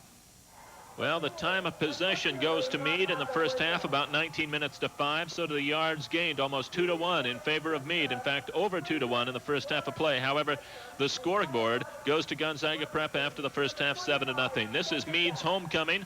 And there a moment ago, you had a look at one of the prince and princesses here of Mead's homecoming as they get a tour of the field and a motorcycle escort as well here at halftime of this ball game right here. It's 7-0 at halftime. Coming up a little bit later on, we'll have more on halftime, including our salutes to the schools. And that's coming up here very shortly at halftime of this ball game. And it is Mead's homecoming, and there you see the motorcycle escort that some of the kids are getting as they are going to be introducing the court, the homecoming court, here at Mead's homecoming tonight. Now let's get down to the field and Todd Pickett. Ron Wildy, music coordinator for District 81, joins us once again. The 9th annual Pacific Northwest Band Competition this Saturday at Albee Stadium. 25 bands from 4 states, 7 from the Spokane area. Ron, if someone's never come out to one of these before, what can they expect this weekend? Well, there'll be an awful lot of pageantry, a lot of excitement, a lot of kids working real hard to do their very best out there. These are really youngsters who've spent as much time practicing for this as the football players that we've seen out on the field tonight. Absolutely. You bet. What sort of musical variety will we see? And of course, we're seeing small schools such as Freeman, where half the student body is in the band, all the way up to AAA schools. What sort of variety will we see in terms of entertainment? Well, you'll see, of course, a great deal of marching, a lot of music. You'll see flag work. You'll see rifles, just about anything you'd ever expect. Now, how about the competition itself? As we said, the preliminaries are at 8:30 in the morning. How are things narrowed down to the finals? I believe that they'll pick the top 2 or 3 in each category, and then they'll pick about 4 after that based on their descending scores. Okay, and again, that's Saturday at Albee Stadium. Prelims at 8:30, finals at 6. Ron, thanks for joining us. The homecoming pageantry for Mead High School going on behind us. Halftime will continue from Albee Stadium after this.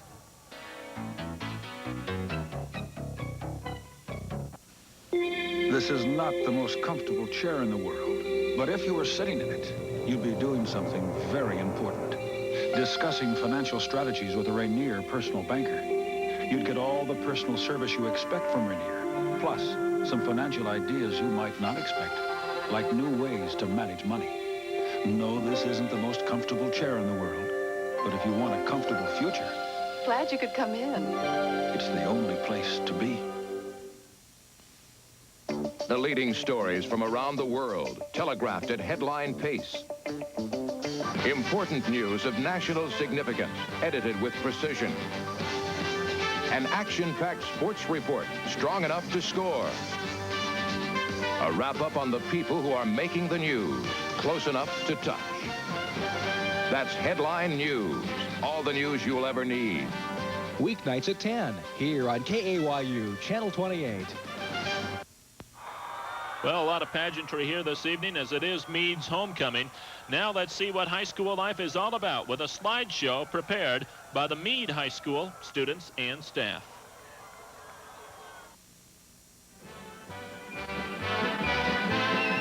Mead Senior High School, one of the Northwest's outstanding high schools, is located in the north suburbs of Spokane. However, Mead is a distinct and separate school district with a rich diversity of students from all walks of life. With an enrollment of over 1,600 students, Mead is one of the largest high schools in eastern Washington. And with a staff of over 100, Mead is able to offer a broad curriculum reflecting the varied interests and backgrounds of the students. Mead is especially proud of its fine academic achievements, boasting 4 National Merit semifinalists and 16 National Merit commended students. Quite an accomplishment for one school. Mead students are keenly aware of the value of a continuing education. Each year, 80% of the graduating class continue their education at the many fine schools available to them. The colleges are well aware of Mead graduates, offering 105 scholarships last year. Activities are an important part of the program at Mead High School, and students turn out for activities at Mead with over 70% of the students involved in the many varied programs. And for new students, activities are an ideal way to make new and worthwhile friendships. Perhaps Mead's greatest strength is the friendly rapport felt between the faculty and students. The teachers try to help the students, giving them guidance and knowledge for their entry into adult life. The students at Mead are friendly and eager, approaching their studies and activities with unmatched enthusiasm. The Mead community and parents are known for their support of education and are justifiably proud of the accomplishments of their students at Mead Senior High School. And there's a fine look at Mead High School here at halftime of this ball game. And they are trailing here at halftime by the score of 7-0. There's a good look at the cars, some of the cars that they've had parading some of the kids out around the town, or out around Albee Stadium here this evening. Now let's watch as the Gonzaga Prep students and staff give us insight to life at Gonzaga Prep with the slideshow that they've prepared for us tonight. The students of Gonzaga Prep are proud to be part of the second century of this unique private institution and its tradition of quality education and a commitment to the values of mission and service. The school enrolls students in an extensive and well-rounded curriculum, which leads to 4 years of quality education in a Christian environment, a school community that can rarely be duplicated elsewhere. Gonzaga Prep is an exceptional group of individuals working together as a community in the service of others. We are required to participate in religious activities, and as seniors participate in community service that includes Meals on Wheels for the elderly, Big Brothers and Sisters, working with young children at the Shriners Hospital, or tutoring at the local grade schools. Gonzaga Prep instills a discipline for life. The halls of Gonzaga Prep resonate with tradition. This tradition is evident by the fact that over 75% of the student body participates in extracurriculars. In the last year alone, we are state champions in football, speech, golf, and debate. Throughout the state, the name Gonzaga Prep spells fear in the hearts of many. We are also proud of our award-winning art, drama, and music programs. One example of Prep's caring community of teachers, counselors, including Jesuits and lay personnel, is Brother O'Brien, known lovingly as Bro to the students and faculty. Bro's experience of over half a century at Prep leads him to believe that each class has its own personality, and we are fortunate to have highly motivated students. Bro is just one of the many components that work together to make Gonzaga Prep the great place that it is. Now let's go down to the field and Todd Pickett. Mead coach Mike McLaughlin with us. Mike, it's been a little bit frustrating. We talked about calls a little bit at halftime. Also frustrating in terms of the great time of possession to come away empty. But for as many bang-ups as you have, you've got to be happy being just down 7 at the half. I can't say enough about the effort of our kids and their desire and their belief in themselves. The effort is just tremendous. We've run 45 plays to their 12. We should have 2 touchdowns on the board. Right now, I think Gonzaga is very fortunate to be ahead of us. I feel that we should be ahead. Second half may be a different story, but I'll tell you what, you can't take anything away from my kids. Mike, can you talk a little bit about the backfield alignment where you've got a man almost up to the line of scrimmage? It's almost like a power eye. What are you doing with that? Well, we're trying to use a lead block. Pete Miracle came in from Montana. He was training that. That's a formation that we kind of somewhat invented. We call it our L formation. What are the advantages to it? Well, it gives us a lead blocker inside. That's it. He's a lead blocker. He's trained to do it. It gives us a chance to lead on the linebackers. Basically because of Preps, they're superior up front in their defensive line. Mike, done a great job running between the tackles so far. Thanks for joining us. Good luck in the second half. Thank you very much. Mike McLaughlin, head coach of the Mead Panthers. His team down 7-0. We're just about ready for the second half kickoff, Larry. All right. And we'll have that kickoff for you right after this.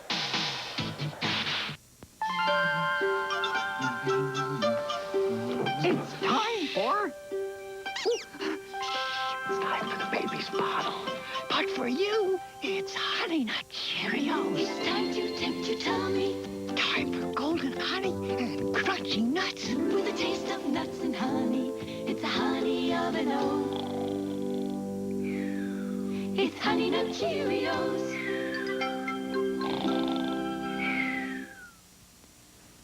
Jane makes her parents very proud.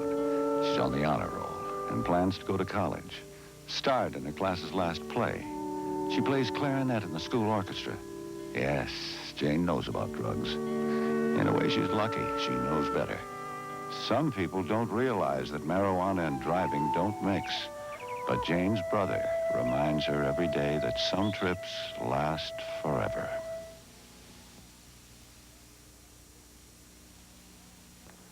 Let's all. All right, second half of play getting ready to get underway. Prep with a 7-0 lead. As we said, the first half not without controversy, but you've got to take your hat off to the job Mike McLaughlin and the Mead Panthers have done in the first half. They have dominated the play, but they're still behind. But their kids have put it all out on this field. There is Hansen with a booming kickoff. Almost put it through the end, put it through the uprights there in the end zone on a bounce. Hit the bottom part of it, but at any rate, first down for Gonzaga Prep, who has been on the field to run all of 12 plays in the first half of action, as you heard Mike McLaughlin say, to Mead's 45. But yet the Panthers, with a 15-minute advantage basically in the time of possession, about 14 and a half, still trail by a touchdown as they've been able to move the ball, but inside the 20, as we said, Prep has been very tough. Graham Peterson, the quarterback, on this 1st and 10 play as we start the second half from Albee Stadium. This is Kortner, who had the touchdown run in the first half. Nothing for him as the fired-up Mead defense is out there to make the stop. Good play as knifing through there was big number 74, Tom McNitt, the 220-pounder. He just barely got the heel of Kortner and ended up bringing him down on that play. There you get a look at the fans from Gonzaga Prep trying to do the wave with about 5 rows worth. 2nd and 10 now for the Bullpups. Kortner again. Met, no, this time on a reverse, in a bootleg. It's Peterson. Good faking there. He got out to the 25 for a pickup of 4. I thought that was Kortner again, and McNitt met Kortner. Good thing he didn't have the ball, or there had been a big loss in the play. Let's watch the ball faking here by Peterson. Good job with the nice fake there to Kortner, and then just the bootleg, a little naked bootleg. Nice move there to get away from Campster. And finally, Veltri comes over and gets some help from some other Panthers. Makes the stop on Peterson following a 5-yard pickup. It'll be 2nd down and about 5 as we get a look at the Mead bench. Or 3rd down, excuse me. Little dive play there, and there isn't much for Gonzaga Prep as Mead holds. It'll be 4th down. Trying to take her through there, the fullback, John Bird, the junior, 165 pounds. Good play by the Mead defensive front, and they have done a great job as you take another look at their bench and some guys that are getting ready to get out and get after it here in the second half. 10:25 to play. 3rd period. Guthrie to punt. Zane Smith to receive at his own 38. High kick, short kick. Takes a good Prep bounce.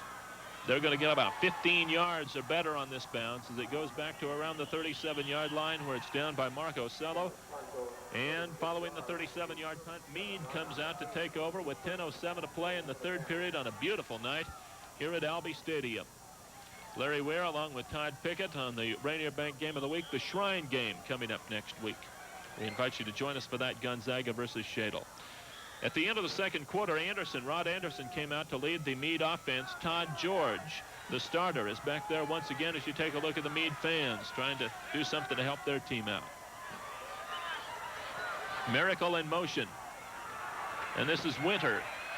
Winter stopped after he gets 2, maybe 3 up over the 40 to the 41-yard line. Good play there by the linebackers. This time the outside backer coming up for Gonzaga Prep, Sam Lewis, joining the inside backer, Matt Bird.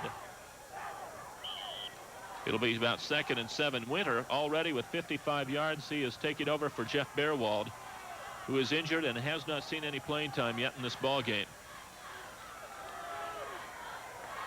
Rich, the tight end, changing the side of the line he lines up on. And this is Yakeley, the 5th leading rusher in the league with over 260 yards rushing coming into the ball game.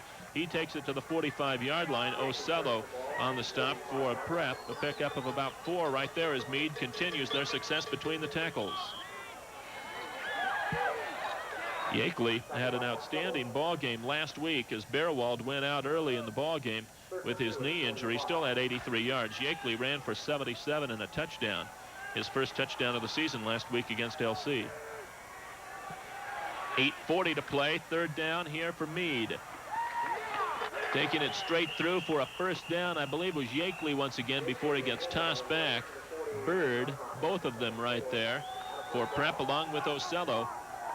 Yakeley for 3, and another Mead first down. They're doing it once again, Todd. And again, the time of possession, they've already run off over 3.5 minutes on this drive in the quarter after getting the ball back from Prep. And really doing a good job, as Mike McLaughlin said, just punching the ball in. They've found a way to overcome the superior size of their opponents. And that L formation, we aren't going to see it right here, as they have a slot out to the top part of your screen, and the tight end Rich is also along that side. And this is Yakeley. Leaned out over midfield, got maybe to the 49-yard line of Prep.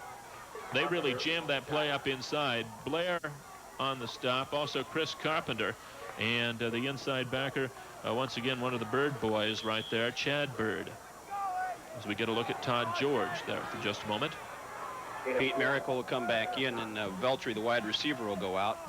But obviously with some different sets as well, trying to stretch the Prep defense around, and it's one of those things where if you can change up the right way and maybe get a mismatch, Prep has to be alert for all the different formations. 2nd down and 9. Little counter option turn by George. He takes it to the 47 for a short pickup of a couple of yards right there. Good defense by Prep as Rob Bonneau made the tackle. Watches from field level, and a good read by Todd George. Again, the fake of the dive and a little reverse turn. His options are really pretty well covered by Prep's defense. Turned it inside off the lead block from Miracle and picked up good yardage from it. Got a couple right there. It'll be 3rd down and about 6 or so for Mead. Kind of a crucial possession here with 6:55 to go in the 3rd period. They'd like to keep this drive going as they just are in Prep's half of the field now. Little sprint draw action there to Yakeley. Not too much there. He got a couple. If he could have broken through from, I believe the last man there was Matt Bird, he would have gotten some big yardage. Good timing on the delay by the Panthers, and they did almost break it. First time they've shown that sort of sprint draw action tonight. And Matt Bird was really on the ground and made an ankle tackle on that one. Otherwise, Yakeley had the room to get it. It's one of those things where the running back running high and looking, doesn't see the guy down on the ground and gets tripped up. We've seen the fake punt once. It's 4th down and 3. Let's see if we see a different version of the fake punt this time. Well, they're going to definitely spread the field out. We see George, or that's Butch Alderman, lining up behind center right now. Prep has the wide man covered, so we might see a kick here. Nope, it's going to be another fake. Alderman throwing. It's tipped away and incomplete. Looking right there for Jeff Stone, who starts at a defensive back. So we've seen 2 fake punts now. Well, watch Mark Riley come up from the Gonzaga Prep secondary with starting cornerback. This is a pretty nice looking pass. Good zip on it. You can see Riley right there getting a hand on it. Still a possibility almost of having it hauled in by Stone. So Prep holds once again. They have been masterful at that thus far in this ball game. And they took over with 5:56 to go here in the 3rd period, leading by a touchdown. Be interesting to see if Don Anderson tries to stretch it out with the passing game a little bit more as things go along this half. Guthrie, nothing there for him. This Mead defense is doing a fine job taking on the Gonzaga Prep offensive line that averages 220 pounds. Bill Campster, 67 on the stop right there of Guthrie. Got 1, maybe 2. Look at Don Anderson on the sidelines for the Bullpups as Graham Peterson waits for the play to be wag in. And we haven't really had a chance to talk much about Graham Peterson. He worked all summer with Ron Hawkins, the former Prep quarterback. He kind of looks skinny, the coaches say, at 6'1", 175, but he's lifted weights since his freshman year. A very solid build. 2nd down here. He wants to throw. Carpenter is wide open, and he missed him by about 2 yards, as that time Carpenter just ran right by Rob McGregor, the strong safety. We talked about that. In fact, that was the next thought. I said the tight end's going to be isolated one-on-one, and I just didn't get a chance to spit it out, actually. But we saw Carpenter open on a little out route in the first half. This is the only time they've really looked to him. Graham Peterson, hands on hedge. You can see there, very distraught because Carpenter wide open, just ran a little delay route and then well past the strong safety Rob McGregor, who'd come up for run support.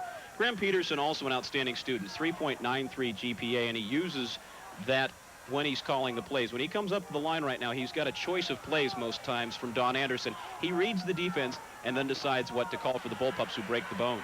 3rd down and a long 8 for Prep.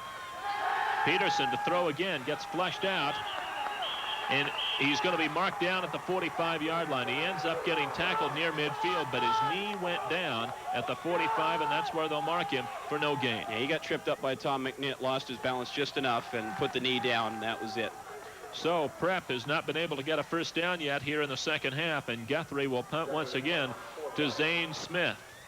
Smith backs up inside his 25-yard line to receive this punt from Guthrie. The last couple have not been as long as his first one, and this one is shorter than the other two, off the side of his foot. Terrible kick. And it's going to be down right about the 41-yard line. A punt of 14 yards on that play. We'll see how crucial that is as we return to the Rainier Bank Game of the Week. Prep has the lead. This is not the most comfortable chair in the world, but if you were sitting in it, you'd be doing something very important. Discussing financial strategies with a Rainier personal banker. You'd get all the personal service you expect from Rainier, plus some financial ideas you might not expect, like new ways to manage money.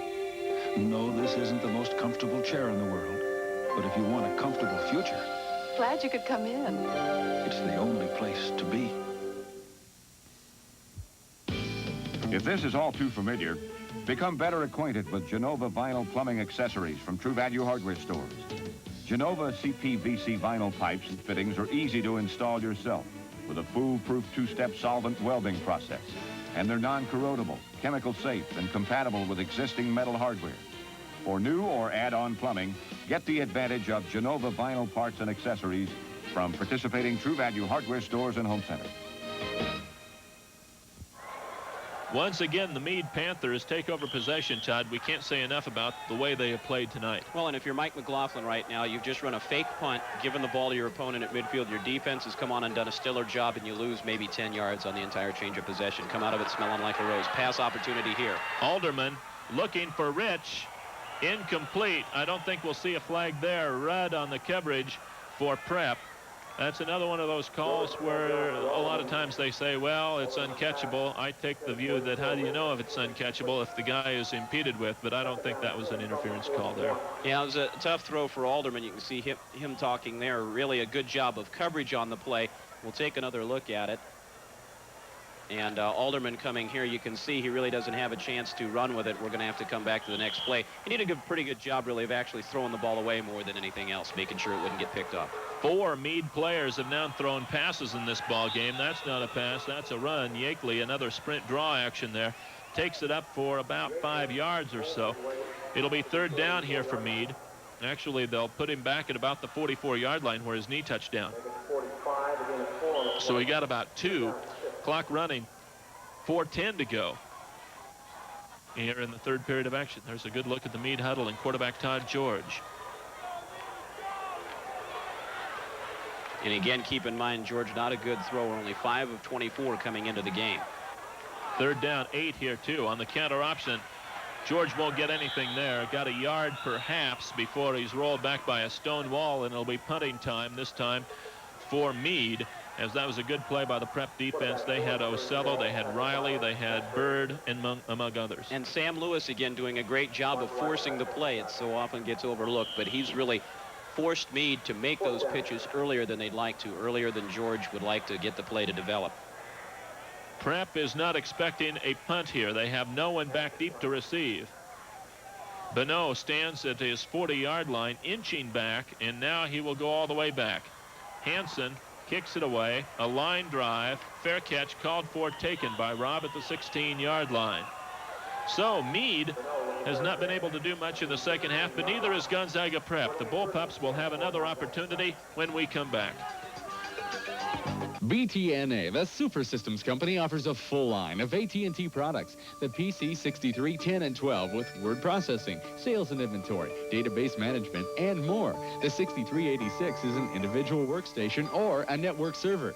AT&T Fax sends documents across town or around the world in seconds. BTNA, the Super Systems Company, dedicated to full technical support, including free installation and training. Call BTNA, the technology experts, for today and tomorrow. Sinkable?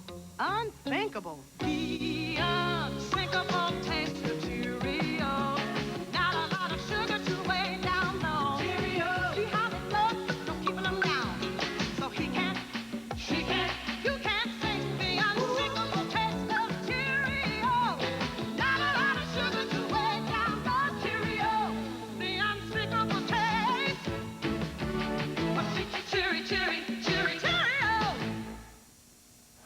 Prep starts at their own 16-yard line, the worst field position in this half. They have started from their 20, their 44, and now their 16. First down and 10.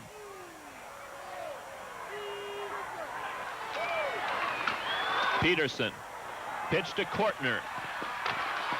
Gets about 8 yards up around the 24-yard line before he's drugged down by Brian Welter, the junior, free safety, the only junior starter in their original defense. We touched on the tight end Chris Carpenter and his blocking at the start of the game. Good job by Tom Pulliam, the pulling guard, but watch Carpenter to the left of your screen, 87, the tight end. You can see him knock the strong safety Rob McGregor out of the way, and that's the key to any type of running game around the ends. Your wide receivers, tight ends have to do a good job blocking. What's it all about, Alfie? But Chris Carpenter with a great job that time. Second down, 2 for the Bullpups. Peterson, first down and more, 35-yard line. Bill Campster along with Welter on the stop for Mead. Good play. Prep not with a lot of great rushing statistics this year, but Graham Peterson is the leading rusher for the Bullpups in their first 3 games, and you can see why here. A good read, and he tucks the ball away before he gets into the traffic as well. And again, kind of a scrawny build when you look at him, but as the coaches pointed out, he's a very solid, very strong player, and you can see it right there. That is Prep's second first down of the ball game. They lead at 7-0 at their own 35, first and 10. Single coverage on Bonneau one of the few times tonight. Inside handoff there to Bird. He put his knee down at the 38-yard line, and that's where they'll mark him down. It'll be second down here for Prep. Clock running, 2:20 to play, third quarter. If I'm one of the Prep coaches, they really would love to see single coverage on Bonneau, and I'd sure be watching this next time out. That last time, Zane Smith, the right cornerback, was the only player lined up most of the evening. They have been double teaming him with Smith as well as Brian Veltri, and if they come out in that look again, you see Veltri going to the top of your screen, but not all the way out. I'd sure just let him fly one-on-one right now. Little counter option turned by Peterson. Keeps the ball, takes it to the 43-yard line. Kempster and Veltri on the tackle for Mead, but Peterson takes it out for about 5 yards, close to a first down. He's short by a couple right there. An intelligent read by Graham. A little head fake that time, just making a nod towards the option back, who was well covered. He never had any intention of making the pitch, but that head fake allowed him to pick up a little bit more extra yardage. You talked about the intelligence before. 3.93 student. Last year, Hawkins a 4-point student. They come up with him right and left.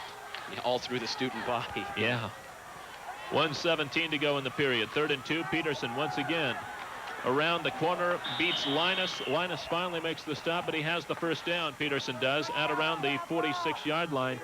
Linus kind of got up there. The outside linebacker got caught cheating in a little bit. Peterson was able to run around him, and they got the first down. And that was the case that time where Graham Peterson had no option at all because Jim Kortner, the left halfback, wasn't able to get outside of him quick enough coming across for the pitch. So Graham kind of looked. No one was there. He knew he had to tuck it up and make it. That was the first third down conversion of the ball game also for Prep. Peterson to throw with pressure on. Got it away. Now let's see if it's a lateral. The official got wiped out on the play, and that's, I think, what they're going to call it, a lateral. And Prep's going to end up gaining 2 yards on the play. Our referee, George Dew, got wiped out on the play. And they end up getting 2, Todd. We'll see if we can watch on this one. Graham Peterson really under a lot of pressure before he's ever able to set up Tony Romish with the pressure. Watch where his feet are at about the 43.5, we'll call it. And the ball going, look backwards there to you, too, right, Larry? Yeah, I think so. And then Kortner kicked it around enough so where they got about 1.5 yards on the play. It'll be second down and a long 8 here for Prep. Aussie rolls at its best there. Peterson, the pitch to Kortner. He's going to boot this one, too. Will Mead get it? Yeah, 49-yard line. I think Jeff Stone coming up with the ball for the Panthers, and just a bad pitch that time by Graham Peterson. Tony Romish also there, and we'll take a look at it once again. Peterson, and this is the same play before where we talked about Kortner coming around from the side, and you can see Jim getting there this time, but Peterson did not make a good pitch. He just led him too far. Kortner had slowed up perhaps a half step as well, anticipating it, and you can see a whole group of Panthers there. And Stone losing the ball, and then Tony Romish on top of it. Also right there for the Panthers covering Brian Welder, the free safety. So again, great field position for Mead. They just have not been able to do anything with it. First Prep turnover in the ball game. Let's see if Mead capitalizes here. And once again, we're having a little mix-up. Last time this happened, and Miracle started forward too soon, they waved it off. No penalty. Let's see what happens here. We also saw a real rarity on that play, Larry. That is the first fumble by Gonzaga Prep this season. They have only 3 turnovers in 4 games. The other 2 turnovers were interception, one on an option pass, one on Peterson's pass, and offsides against Prep is the call. But that is their first fumble all year. In fact, they were plus 10 as a team coming into the game. The defense had come up with 7 interceptions and 5 fumbles, and they had just the 2 interceptions going into the game. So that was one of the keys to success for the Bullpups last season on their way to the state championship, and it turned out to be a big key for them so far in their undefeated season right now. And it looks like we're going to run out of time here in the 3rd quarter. That's exactly what we do. It was the 3rd penalty on Gonzaga Prep. The Mead players are fired up. We go to the 4th quarter of play. It's Gonzaga Prep 7, Mead nothing on the Rainier Bank. Game of the week. Captain Carpet from Carpet Manufacturers Outlet saves the day for Spokane citizens. Headquartered at the Hamilton Street Bridge in Trent, Captain Carpet is your protector of quality and defender against high prices. Captain Carpet saves you money this week on quality Travera Star polyester carpet from Burlington Industries. Travera beat the competition in stain resistance test. Hurry and choose from rich, natural colors and popular styles. Travera polyester carpeting, only at Carpet Manufacturers Outlet, where Captain Carpet smashes high prices. Tom Price is your best deal now on all new or used Chrysler Plymouths. With 1.9% financing up to $1,000 cash back, you've got a great deal. Check out the new 88 Colt 2-doors as low as $68.88. Or the Conquest TSI, where you can save over $2,900 on selected brands. The new 88 Voyagers are in, and we have an excellent selection to choose from. Check out the Chrysler LeBarons. Save over $2,200 with rebates. See today's paper for details. Remember, can you save on a new car? You bet you can. At Tom Price Chrysler Plymouth. Hurry, sale ends soon. Get out of my way! Get out of my way! Oscar, I'm trapped in the back room. Let me by! Oscar, I can't take it. Oscar! Don't throw away the chance to watch The Odd Couple, weekdays at 1.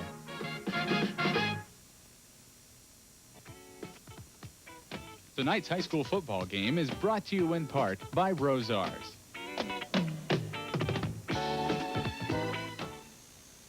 The 4th quarter of action begins on the Rainier Bank Game of the Week. In company with Todd Pickett, I'm Larry Weir. It's been a good one so far. The first game of the doubleheader, also an outstanding ball game. University knocked LC from the ranks of the unbeaten. U-High 17, Lewis and Clark 14. 1st and 5 here for the Panthers at the Prep 47. Fumble on the snap. Prep says they have it. They got it back. At the 46-yard line, we'll attempt to see who comes out of the stack with the ball as they're still fighting for it down underneath there.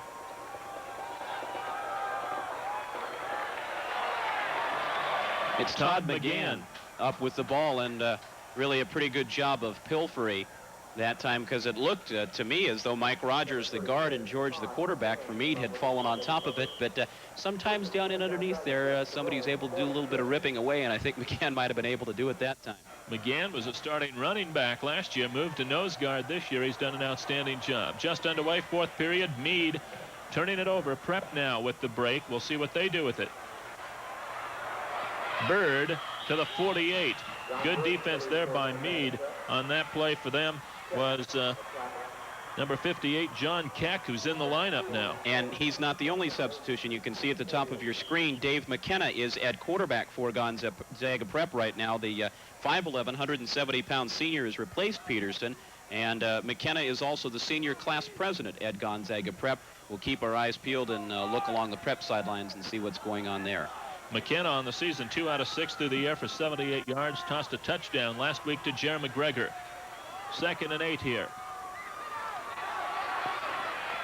Taking that ball in for a couple of yards, John Schweitzer, seeing one of his first running plays of the ball game. Schweitzer takes it over midfield down to the Panther 48 for a pickup of about 4. This brings up a I think, a crucial 3rd down and 4 play. Doesn't appear to be anything wrong with Graham Peterson. They just made the change. He's standing right there behind Don Anderson on the prep sidelines with his helmet off, and can't see anybody doing any work on him of any sort. 3rd down, 4 for the Bullpups at the Mead 48. McKenna.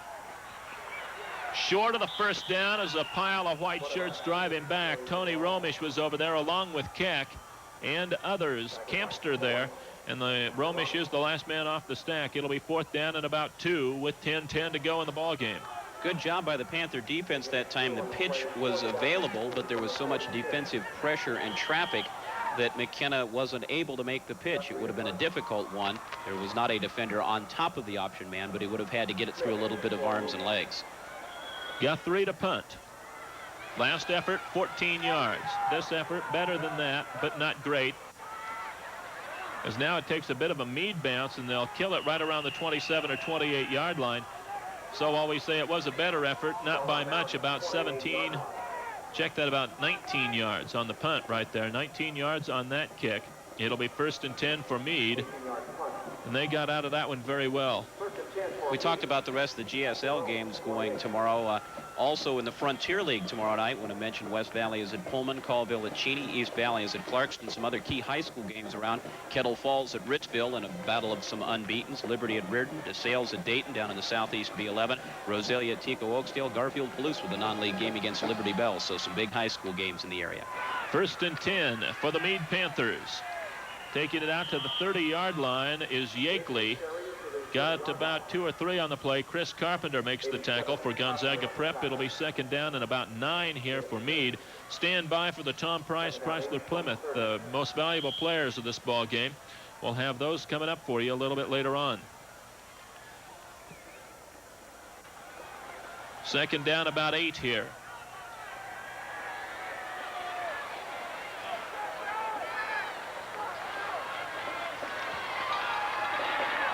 Winter to the 36-yard line, pick up a 6.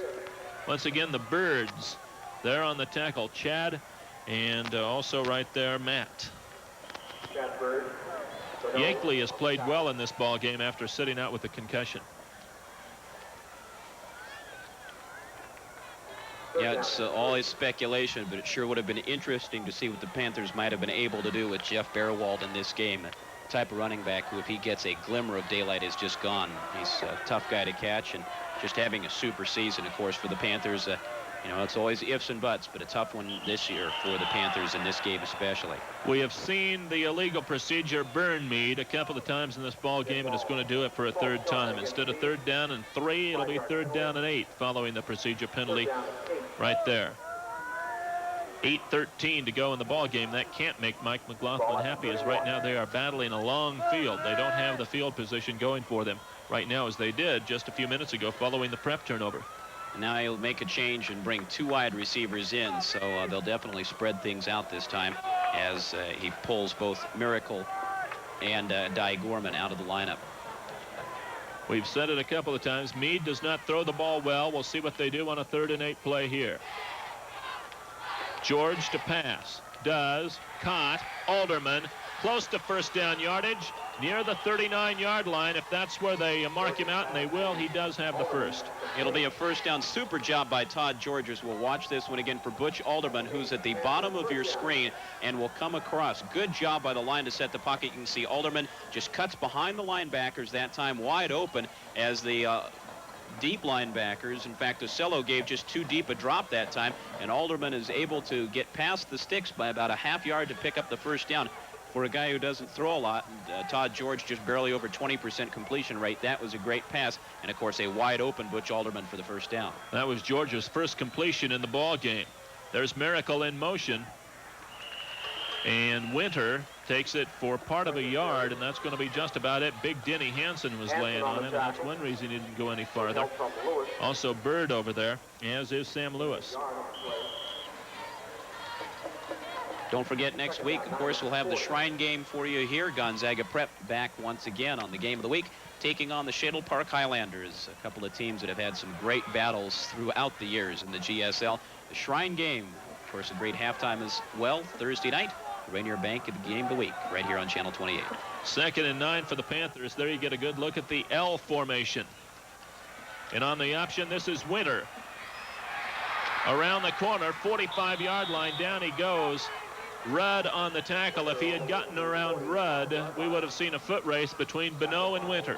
Well, good job that time by Chris Rich, the tight end. If he had wanted to, or if he had been determined to open the hole for his running back, he would have been guilty of a clip. A great game for Steve Winter, again, replacing Jeff Bearwald at the halfback spot. But Rich did all the blocking he could and then backed away to avoid the clip. A very intelligent play to prevent his team from really getting deep in a hole.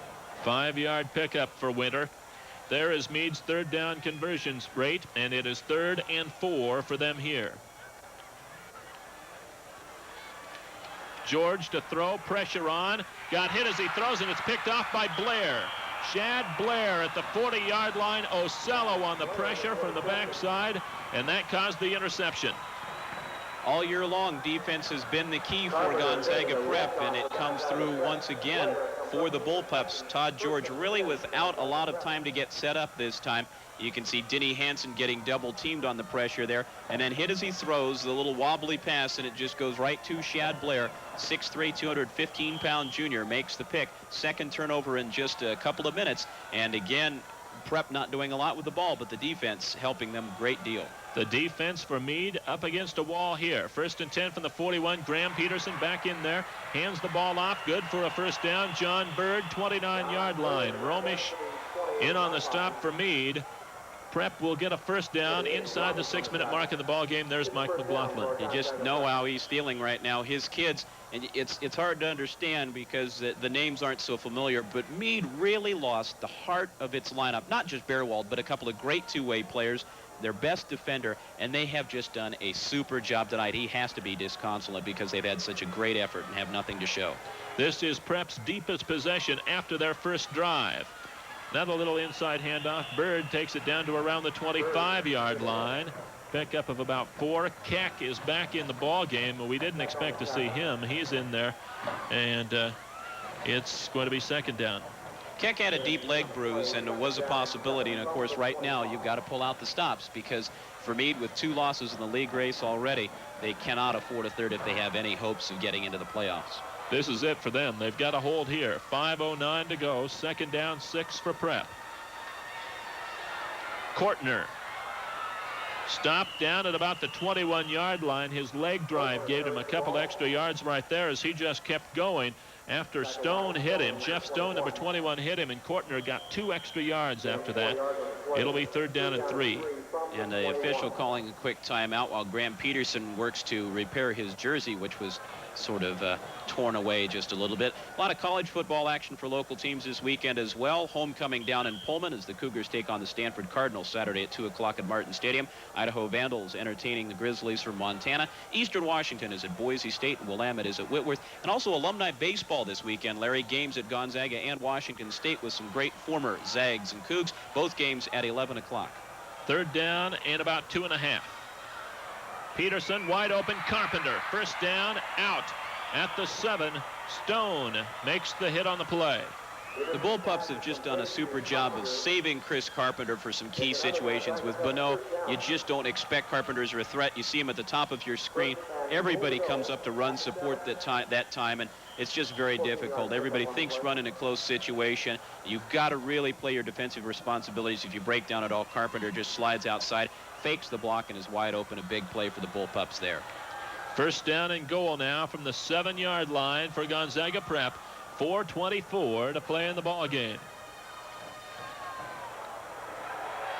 Bird, I think his knee hit down short of the goal line. Yeah, down at the 2. So Bird gets 5 on the play. It'll be 2nd and goal. We'll take a look at it once again, and you can see John trying to support himself as much as possible on the draw play. Good job by the middle of the line. Schnug, Pulliam, and Kavanaugh leading the way. And the knee touching down there. They'll mark it at the 2. Bird, 6 carries, 27 yards in the ball game. 2nd and goal for the Prep Bullpups.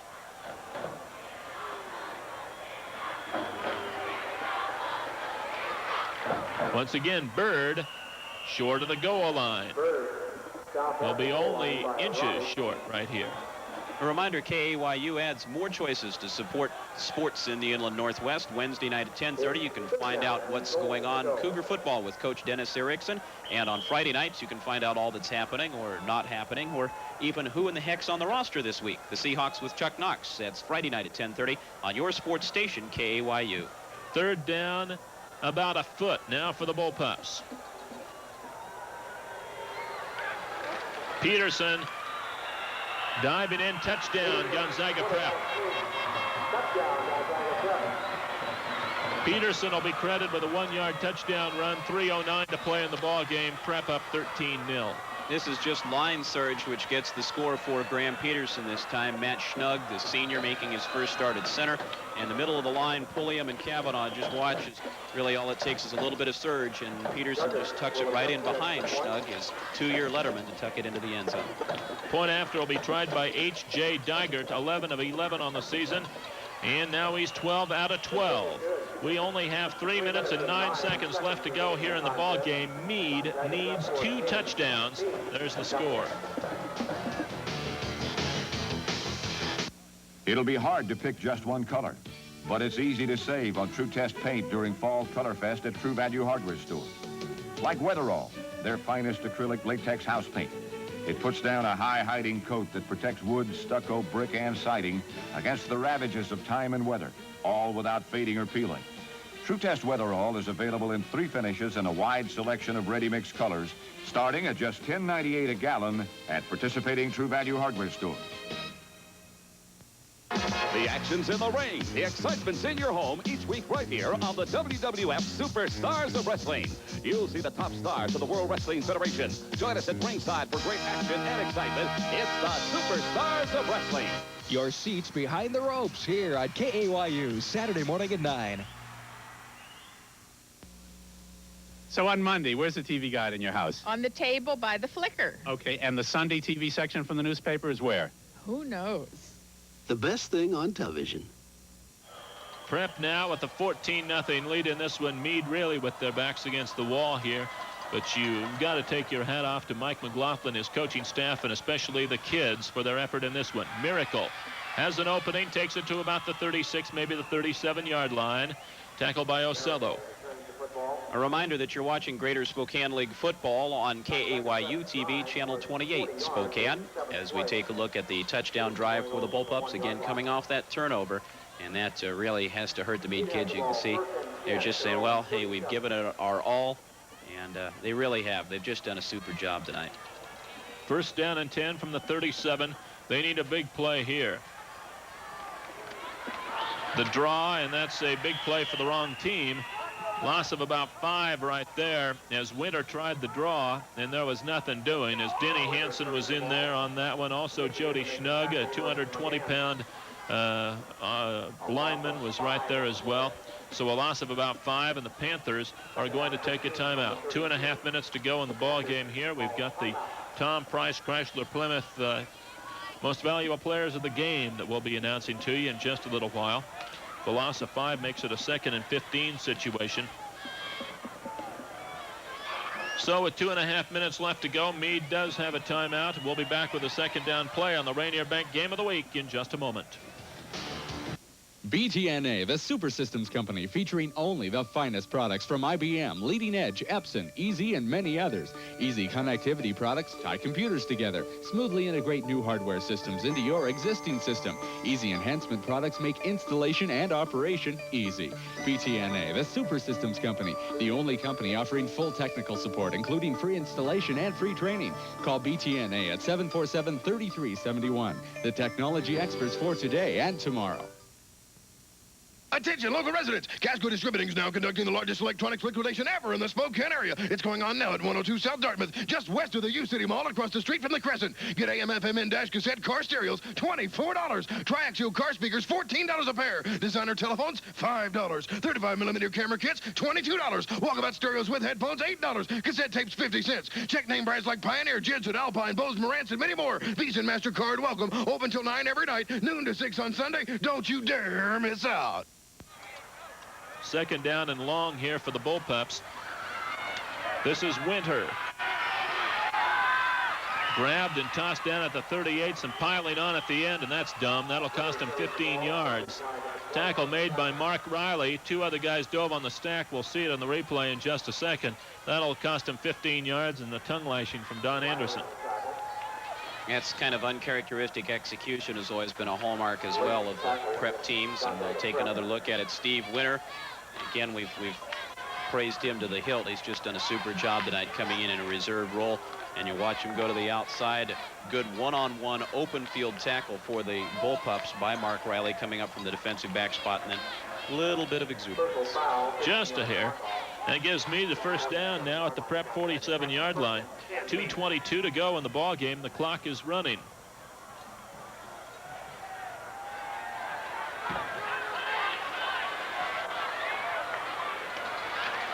Winter again to the 45. Not much there. That tells you a little bit perhaps about the Mead passing game, that they are running the ball late in the game down by 2 touchdowns.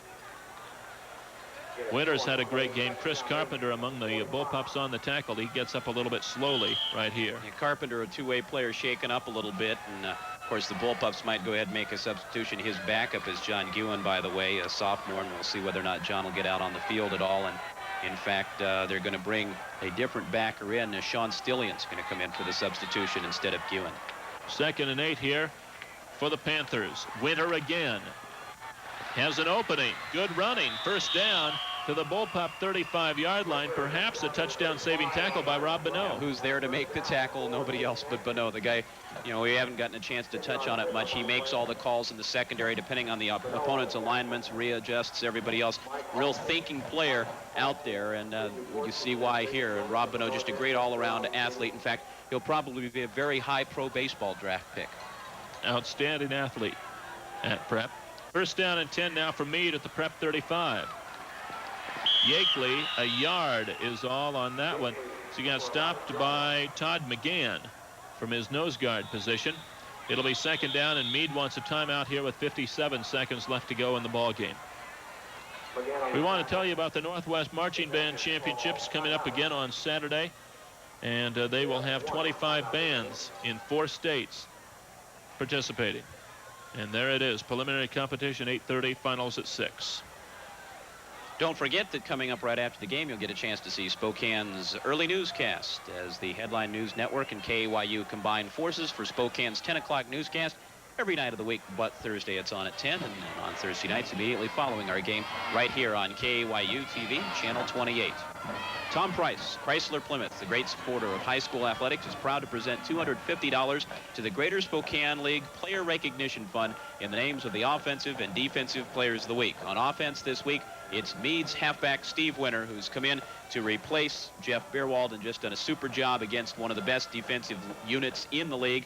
And speaking of that, the Gonzaga defensive unit, Larry and I talked about it, and there just have been so many guys who've come up with some big plays, and team unity has been such a key for Prep's defensive unit all year long that we just elected to give it to the entire Bullpup defense for the efforts, and they've really had to do a pretty good job against a fired-up Mead team which has held on to the ball for a long time. Again, congratulations to Steve Winter, our offensive player, and to the Gonzaga Prep defense. From Tom Price, Chrysler Plymouth. We'd think of one Gonzaga Prep name on defense, then we'd think of another, and a third, and a fourth, and finally we just bagged it and threw in their whole defensive unit.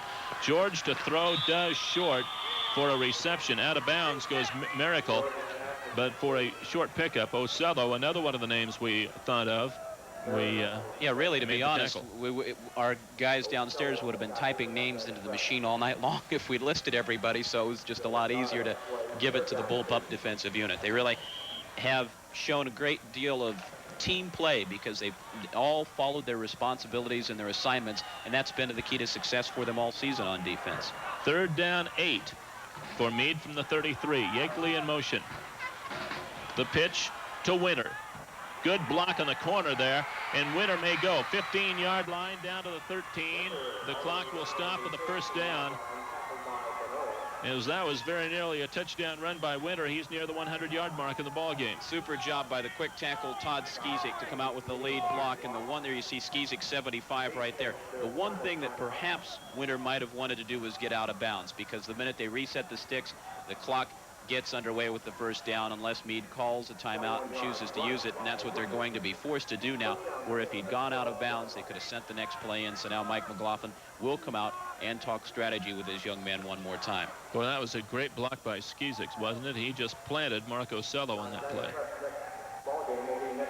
So the first down for Mead. There's the executive producer at KAYU Sports, Robert J. Hemmicker. Our producer tonight, Dave Tanner. Our director, Jim Swoboda. Technical director tonight, Todd Schoenberger. Floor director, Mark Flaherty. There you see the fine folks in engineering. Audio, Jim Zimmer tonight, and all the other fine folks who put together our great crew here this evening from Joe Albee Stadium.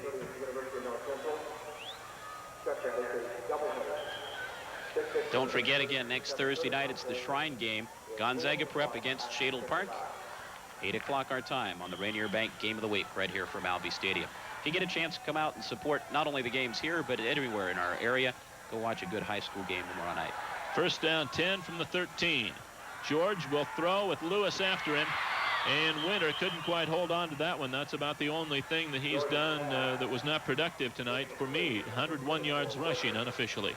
Good looking play call that time, and again Sam Lewis with the pressure for the Bullpups. And Todd George, for a guy, again, we said with not great statistics, he's done a pretty good job throwing as well tonight. He really has. This Mead Ball Club, you've got to take your hat off to them. Missing Lathrop, missing Bearwald, missing Keck for the majority of the game. Yakeley was able to play, but he's not playing at 100%. They've missed a lot of guys. Buck has been out. Jay Buck, Bearwald, all three of the linebackers, really, and a defensive tackle, a lot of guys on offense as well. Here's Winter to the 10-yard line. Mead is out of timeouts. It'll be third down here, and they'll have to hustle to try to get another play off here. Good rallying to the ball by the Prep defense. Boy, Todd Skizix sure is an impressive sight out there, lead blocking at 213, first-year starter. We see it once again right here, and he's what's called the quick tackle.